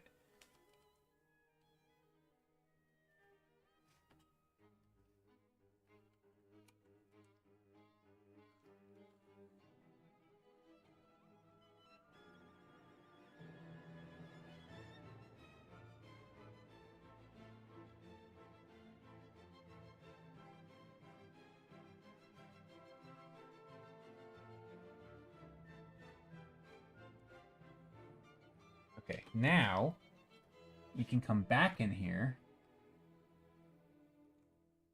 figure out exactly how I want to do this.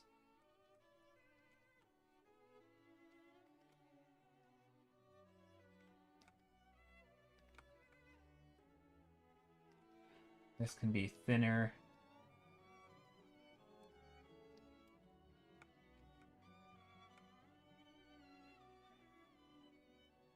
Okay, not totally sure about this building here. This one has a funky top.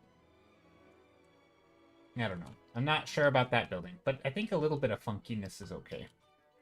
We'll have to think about it. And by saying we as in me and Basilisk, because I still will need to, you know, another round of essentially not a critique, but another round of sort of feedback and you know, making sure we're on the same page with where it's going. This isn't the final, so I want to make sure it's very clear that you know, stuff can still change.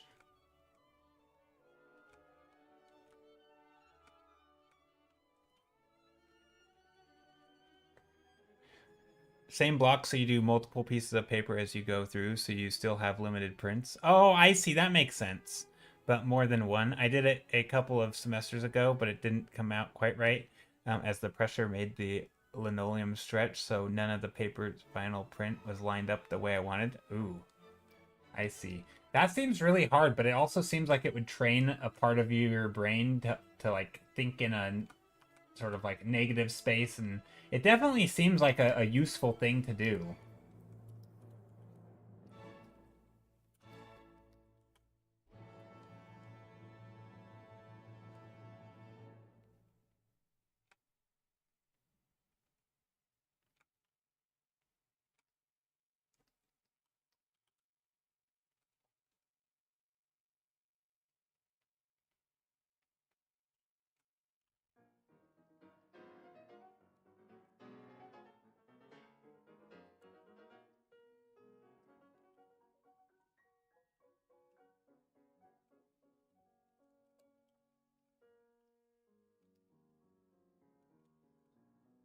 Funny how just how dark this sky is.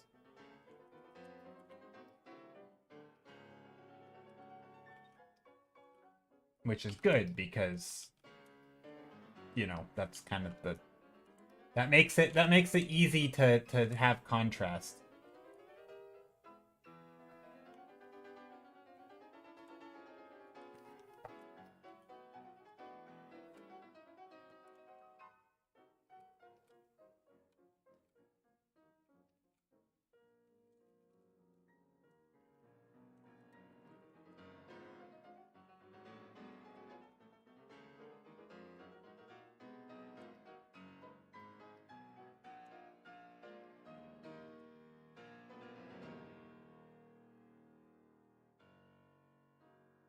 I'm gonna make sure I still feel like we're seeing the undersides of these.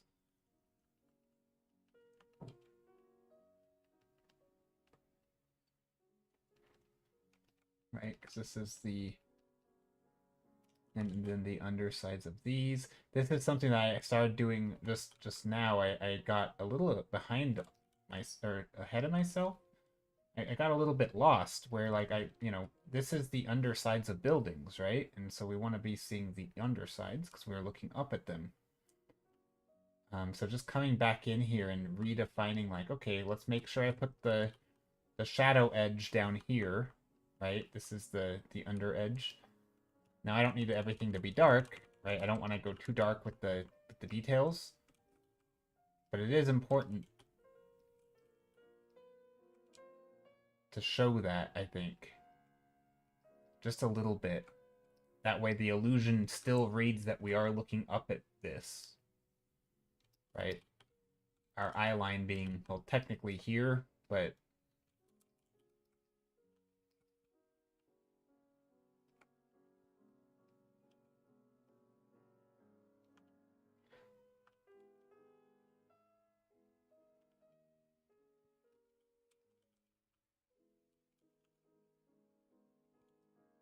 so yeah. Which means technically all of these things, we're kind of seeing the undersides, right? So we can even maybe play around with some of these planes down here.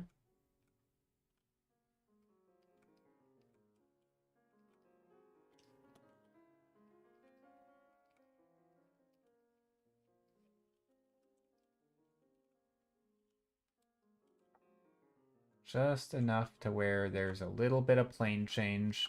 Our brain is understanding what we're looking at.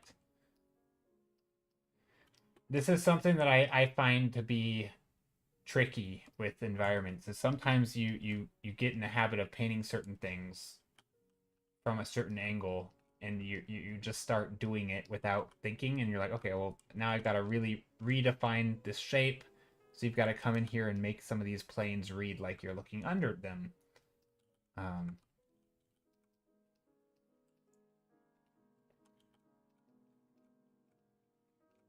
I mean, not totally under, right? We're kind of at eye level, I guess, but very clearly this is our eye level, right? Because this is the, right, we see the things go fade into the distance here. But it's hard because like this stuff is, there are, this elevation here is tricky.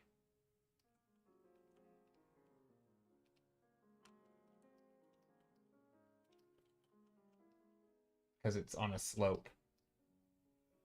Excuse me.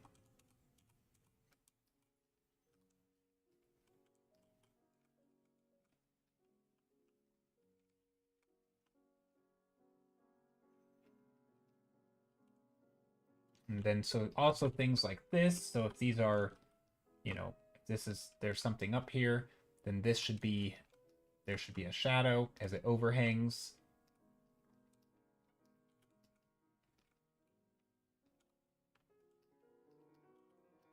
I'm not sure about that shape though.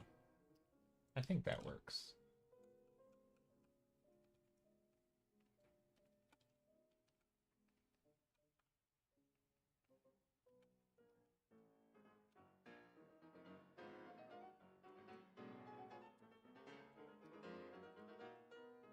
Something here. Sorry if I'm not talking a lot. I'm getting a little focused. Shame on me for focusing.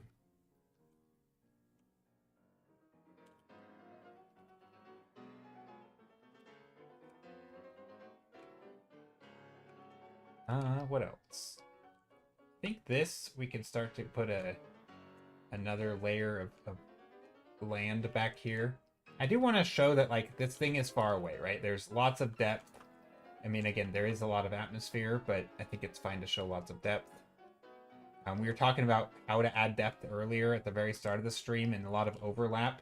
Each time I make a layer back here in perspective, right? We have like a layer here, and then the base of this is back here, and the base of this is here. So each of these structures, their base is essentially, I'm being very careful to make sure the bases go further back, right? Based on whatever one is farthest back. So if I wanted another ground plane back here, I could do that with this back building. But I wouldn't want this building to extend down here because that's going to confuse our eye of like where is that building in space. So there's a lot of just being aware of like where in space, which again is tricky because this is supposed to be right. Our eyes aren't up here; they're supposed to be down here. So all of this stuff is actually like that. I guess so it should be lower, but it's not because it's on a hill, so it's kind of confusing. So this perspective's a little confusing because this hill we can see, even though this is the under. I don't know. I'm as I'm talking about it, I'm getting a little confused.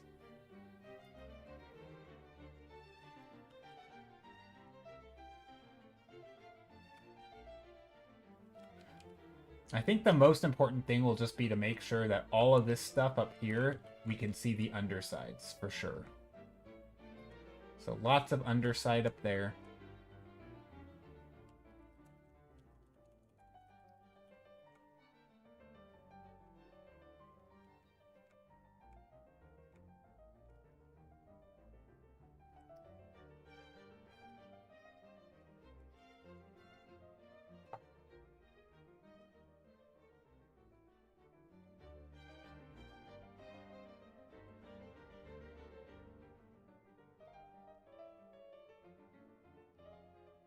Even something like this, right? This is very far away, but I think just a little bit of like shadow, little bit of silhouette design that helps us see that this is the bottom side. You know, so if this is a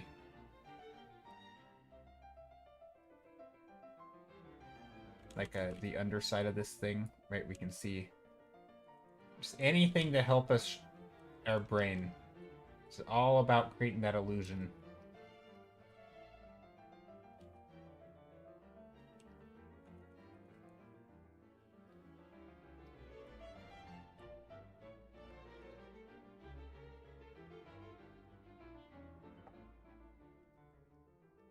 I really like this line. I like this very, very thin line here. I don't even know how or why I made it.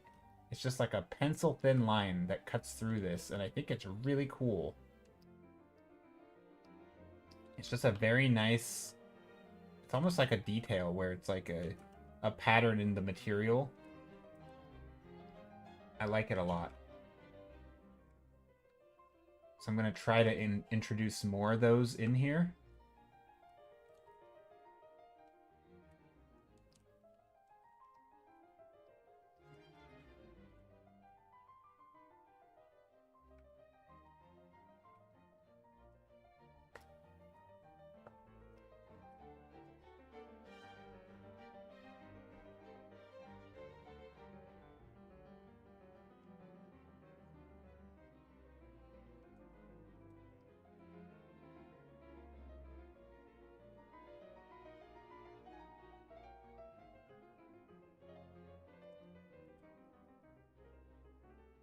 I almost want to zoom in more. I guess we can always do that. Today is International Happiness Day, I believe. March 20th. Oh, is it? International Happiness Day. That's good. Well, I'm glad I'm in a pretty good mood today, then. That would be a shame. Imagine being not happy on International Happiness Day. I don't like that day. I feel like international... Because imagine you something bad happens and like this was a day you were looking forward to. Like that's not... Yeah, I think it's better to just celebrate the first day of spring.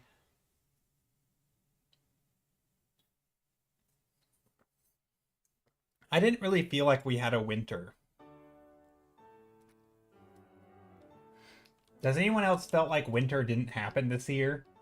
Like, I know there was a couple weeks of really cold weather, but it was so polar in that one week it would be freezing, and the next week it would be super warm, and then the next week it would be freezing again, the next week it'd be super warm, and like it just was so all over the place. It never felt like we had a real winter. I don't think we had a good winter.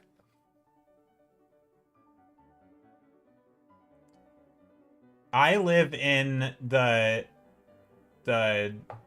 Pacific Northwest. Yeah.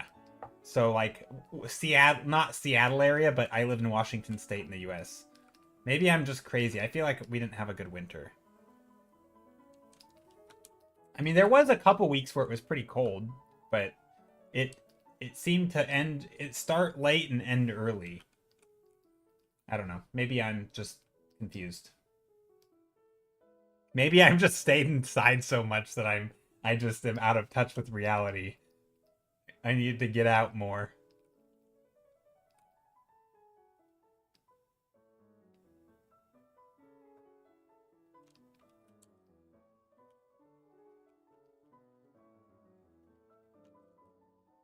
I mean, the Great Plains? I don't know where that is.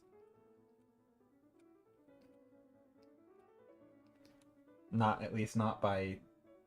I feel like you need to be more specific with me. My geography is pretty bad. When I think of Kansas, okay. Kansas. I was gonna say Nevada, but yeah, okay, Kansas sounds... Okay, Great Plains, Kansas, that sounds right. I guess.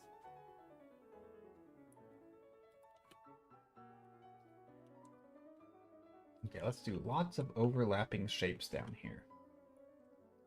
It's gonna be a cloud painting sesh. Now, we're actually getting... I'm getting ready to end stream. I think I can only paint so much on each of these. But, yeah,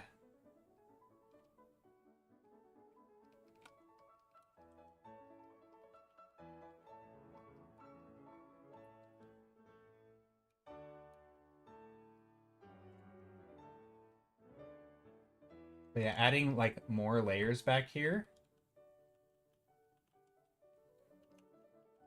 Just anything to add more and more depth. I like depth. Making this place feel grand. If that's the vibe that I want, which I think it is. I do want it to feel pretty epic.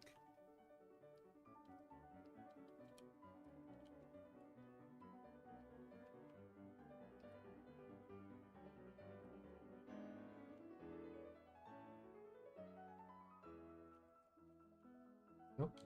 Something like that. Little bit of mist. I do want there to be mist, though, around here. And fog. Because after all, this is... Yeah. Off to bed now. It looks very good. Thanks for the frogs and capybaras pushing me past my fear today. Oh, I'm glad. I'm glad you did some painting. Thanks for hanging out, Asia. Have a good night.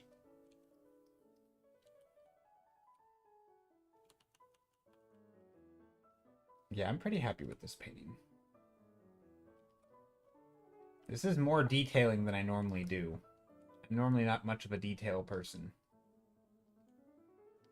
I say that, but I feel like I'm actually getting more comfortable with detailing. Or different types of detailing.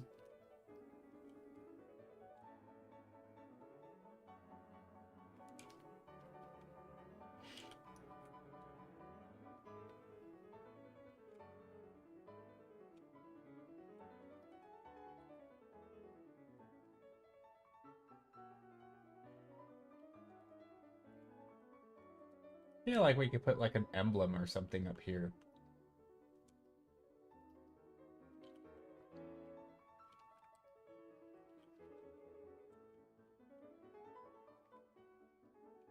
Yeah, I like this painting. I'm very... I know I keep saying that, but it's always nice when it starts to come together.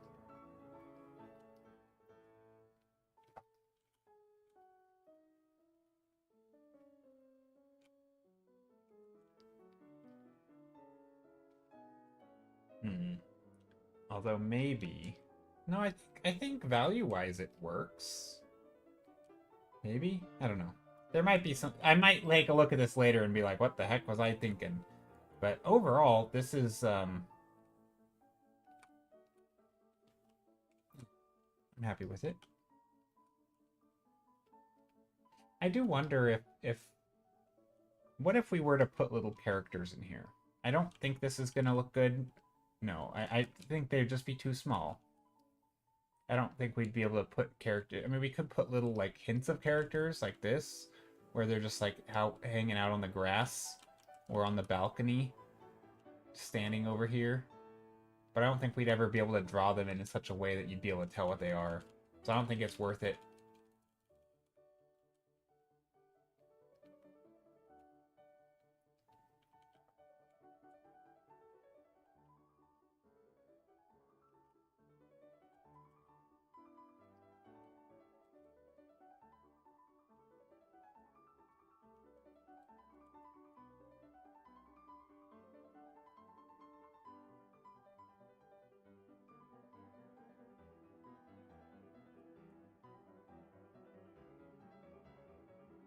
I'm trying to push some of this blue. It's got a little gray in here, and I'm okay with some grayness.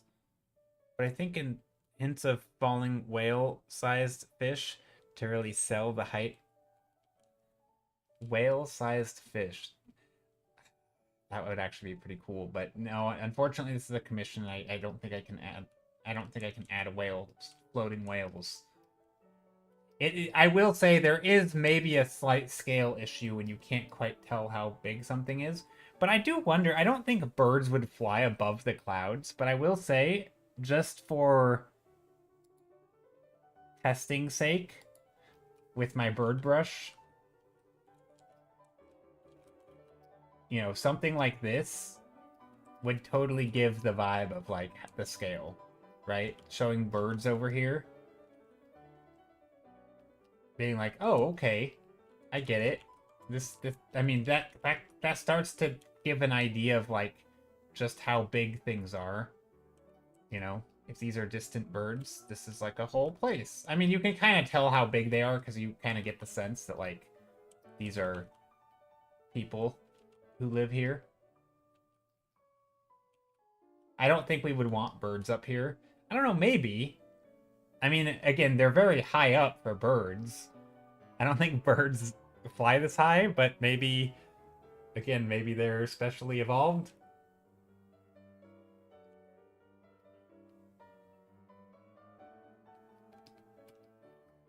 I don't know.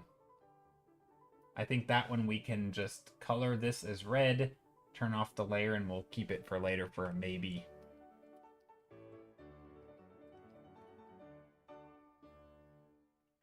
Put some airplane. We could put a helicopter in here. Put a helicopter, that way we know exactly how big it is. They're flying above the clouds. Here we go. Little helicopter.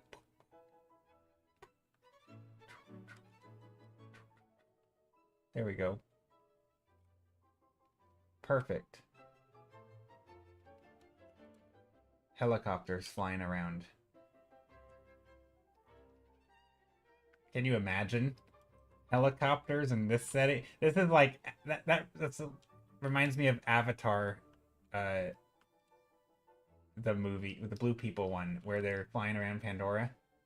It is I will say it's kind of a cool vibe where they basically put fantasy. I mean, it's sci-fi, but it feels very fantasy with floating islands and all that. And the creatures are very organic. There's not a lot of metal, so it's kind of a mix of sci-fi fantasy, and I think that's cool. But yeah, definitely we're not putting helicopters in here. That was just me being silly.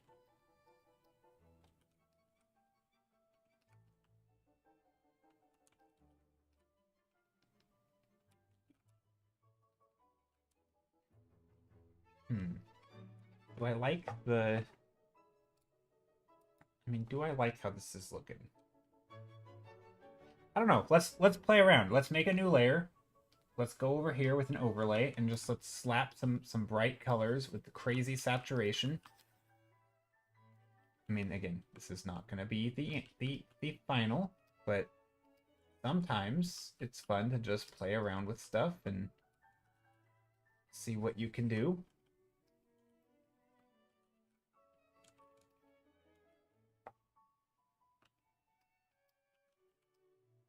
Nope, that's not good.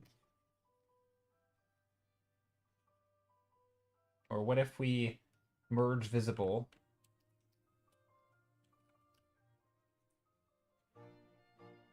Oh, what if we merge visible? Hold on, let's try it one more time. This time we'll merge visible. We'll go edit tonal correction, hue saturation. We'll crank up the saturation. Boom. Super saturated. All maximum saturation.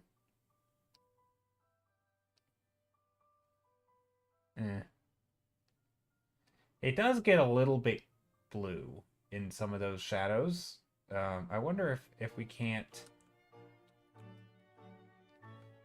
push some of these to be in the yellow range.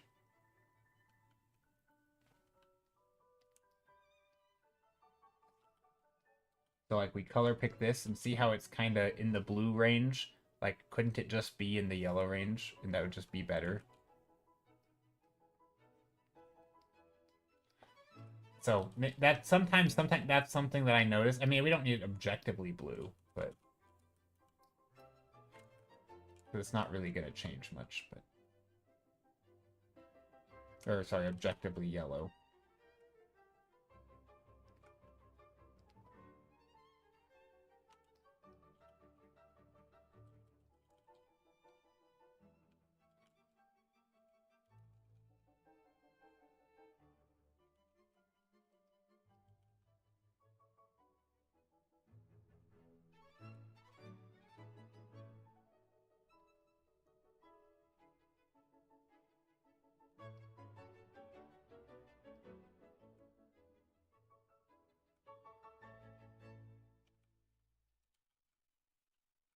Okay, this is some other stuff. There's some more towers back here.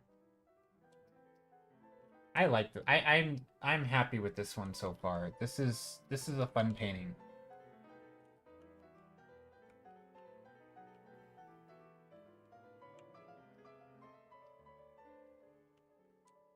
It's definitely making me want to do more like architecture studies as well. So that might be a thing that I do here like tomorrow or something.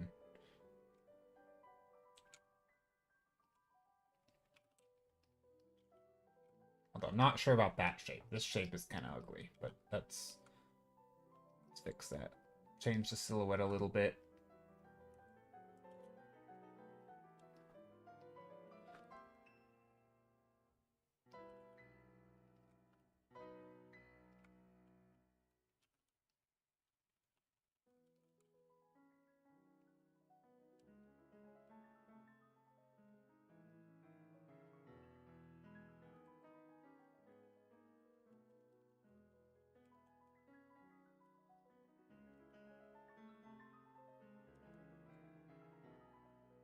You see, the only thing I think is a little weird is that...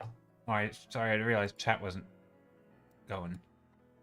I think the only thing that's a little bit weird for me is that some of this stuff feels very stone and large, and that feels not quite. I mean, obviously, if this stuff is all floating, then it would, you know, kind of make sense that you could still have floating stone. But there's something not too airy about it, right? I think putting little like holes and stuff and you know, negative spaces and different things makes it feel a little bit more whimsical and fantasy, and you know, like having little like viewing decks and stuff up here makes this feel a little bit more like, I don't know, there's something about it where like this structure feels very large and robust, and that's not really the, I don't think that's the vibe.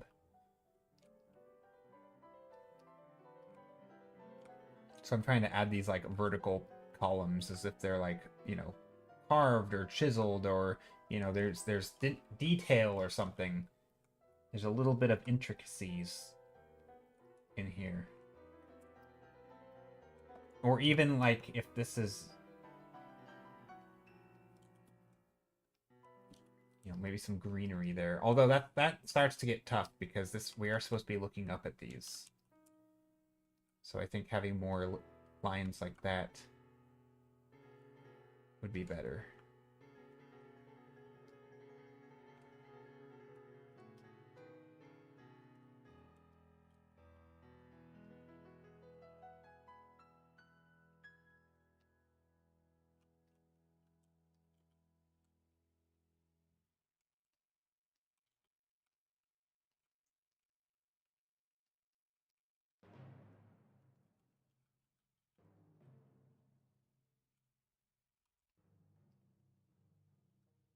I do like this one, though. It's turning out okay, if I do say so myself. All right, we're going to end here, though. I need a break. That way I can come back to this without being super tunnel visioned and maybe get a better look at it and then maybe actually go into proper detailing. I mean, this is still detail, but not, you know, I want to play around with brushwork, you know, kind of the thing that I don't want to say that I'm known for, but that's a little egotistical. But, you know, I like brushwork. I do like painterliness, and this is, there's not a lot of it happening, and I think it would be fun to play around a little bit with some of that. But yeah.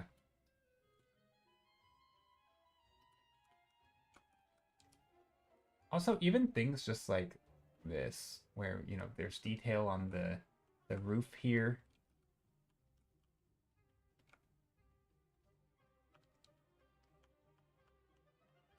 Like maybe a weathering pattern.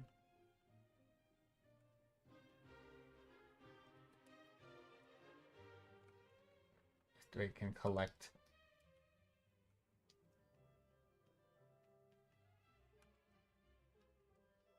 They can collect something. Something that happens, a pattern that happens a lot, if anybody is curious about one of the things I think about when detailing, something like this, where I know that I'm painting the underside of it, because of these shapes, right, where we're kind of looking at this at an angle, I only put the dark shadows on one side, right? So this side here is going to get the dark, this side here is going to get a light, because we're looking at it at that angle. And that happens a lot, I feel like, where, you know, you're drawing like a window or something or a door, right? Like this arch, right? We're only putting the arch on one side. We don't just have to, you know, we don't need to go full outline the whole thing.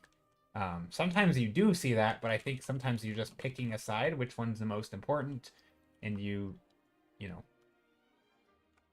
you just put the underside of that. So you're basically like, if you're drawing a window or something, you might go like this, you draw that corner and this, but then this corner and that is just a straight line. So if you're in shorthand, you're basically putting a dark line here and a dark line here. That's it. And so you're basically, you can just make, it's basically, that's the shorthand for shadows. Or if you want to make an arch, you just do just half the arch. And so when you go along here and you're like, oh, I want to make, you know, once you know what side you're painting on, you're like, oh, I want to make these windows here. Okay, well, let's do this side, and that side, and this side, and that side, right? And so suddenly you just, very simple shadow. That's all it is, just a shadow. So yeah, that's something that happens a lot in architecture or in simplifying things. Yeah, just throwing that out there. So that's the kind of pattern that I look for. And again, I'm not like an expert renderer or anything, but so much of art is patterns, and I think recognizing those patterns are useful.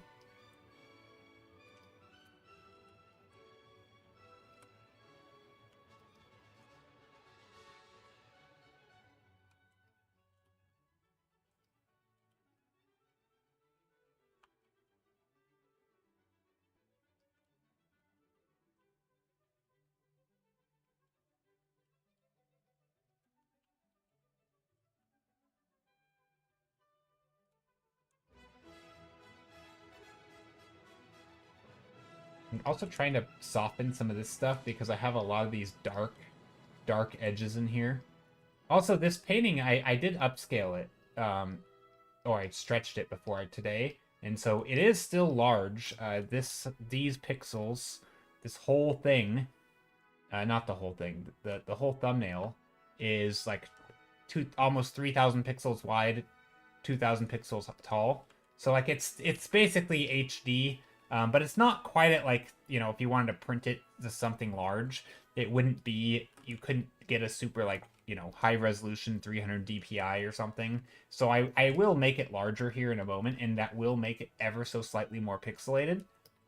But that's okay because this is still very loose, and again, we haven't gotten in here to like the nitty gritty. So I can do that once I blow it up, which will make those edges crisper, more crisp.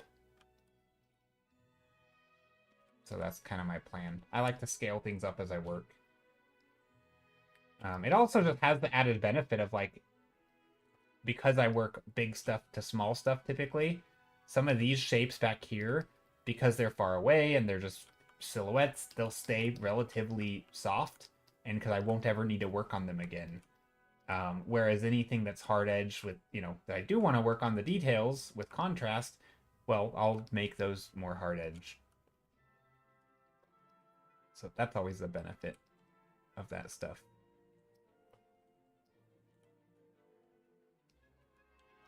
So yeah, that is that.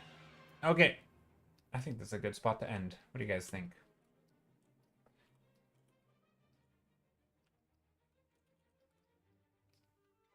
Okay, here's this. We're gonna raid. Thank you all for being here. I really appreciate it. It means a lot. There was a lot of... It was a good work and lurk stream, if I do say so myself. We could raid a Art Jack. We could raid Astro Levitical. Is it bad that I don't remember who that is? I think I said that last time I rated them. And I'm like, and then I think that is, oh, I do know who that is. Okay.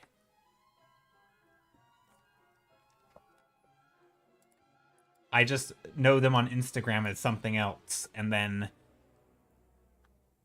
seeing their name, yeah, anyway.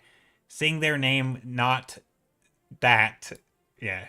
We could raid Perrin. Happy Spring Equinox. Also, happy Spring... Oh, wait, DZ Cow is online. Let's go raid her. She raided us last time. Goat says, cheers. Thank you for stream. I've only been lurking for the past bit, but the drawing looks really pretty. Thank you. Yeah, I'm glad you like it. It's a commission I've been working on, and I'm happy with it. Obviously, it's not finished, but it's actually... I feel like it probably... I mean, I'll still experiment more on it for, like, colors and stuff. But I wouldn't be surprised if it looked pretty similar to this in the end. But I'll have to see. Sometimes I just need to try more things and experiment. But, yeah. I'm pretty happy with it. It obviously looks more like a sketch, funny enough, like this, because it's sort of still in, like, thumbnail view, but it's not. It's not a thumbnail. Not really. I just was painting in thumbnail to trick my brain into thinking that it's still a sketch. There's something about it. I don't know what it is, but having, like, a no border, when it's painted fully to the edge like this, so it's hard. Something about it. This makes it feel so, like, official. Like, everything is... There's a nice edge and everything. And it's just much harder to paint on something like this for me, because I'm, like, more zoomed in. Whereas this, even when I'm zoomed in, this feels like I'm zoomed in, but really I'm not, right? It's at full size. Yeah, because, like, this is my full screen, right? And so, to me, this is, like, 100%, right? And if I want to zoom in, this is zoomed in. But really, this isn't zoomed in, because now this is my screen, right? This is just 100%. And so, it's sort of like I don't know, it makes me be a little bit more loose, because I think of it as a thumbnail. I'm allowed to, like, paint out of the edges. I'm not trying to be super precise and stuff, and I don't know. There's something about it. I don't quite know what the psychology there is, but it's nice, and I'm gonna keep doing it, I think, when I render paintings. And then I'll just crop it down to the edge.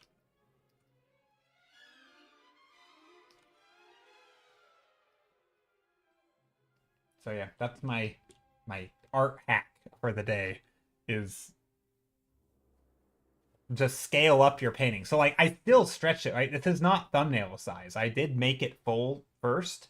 And obviously you have to have the CPU, I guess, to be able to, or GPU, Luckily, though, if this is just gray, it shouldn't be very taxing on your computer, just to have a big gray canvas. But it might be, so some people may not be able to do that, to make a larger gray thing. Because, the file can get pretty large if you're stretching it, to make it extra large or something. I mean, this is only 5,000 pixels, but you could imagine if this was the size of your painting, that, to do that would be 8,000 or 10,000, and suddenly you're getting into ranges that are probably going to lag your computer. And so I could see this being not feasible for everyone, but I don't know. I don't have that great of a computer, and it seems to be working for me.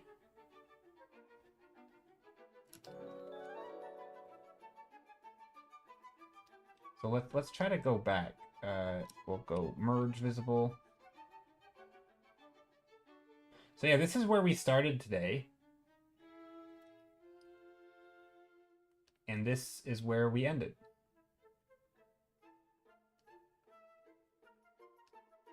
I think we made progress. I should have made merge visible first, though. Let's do that.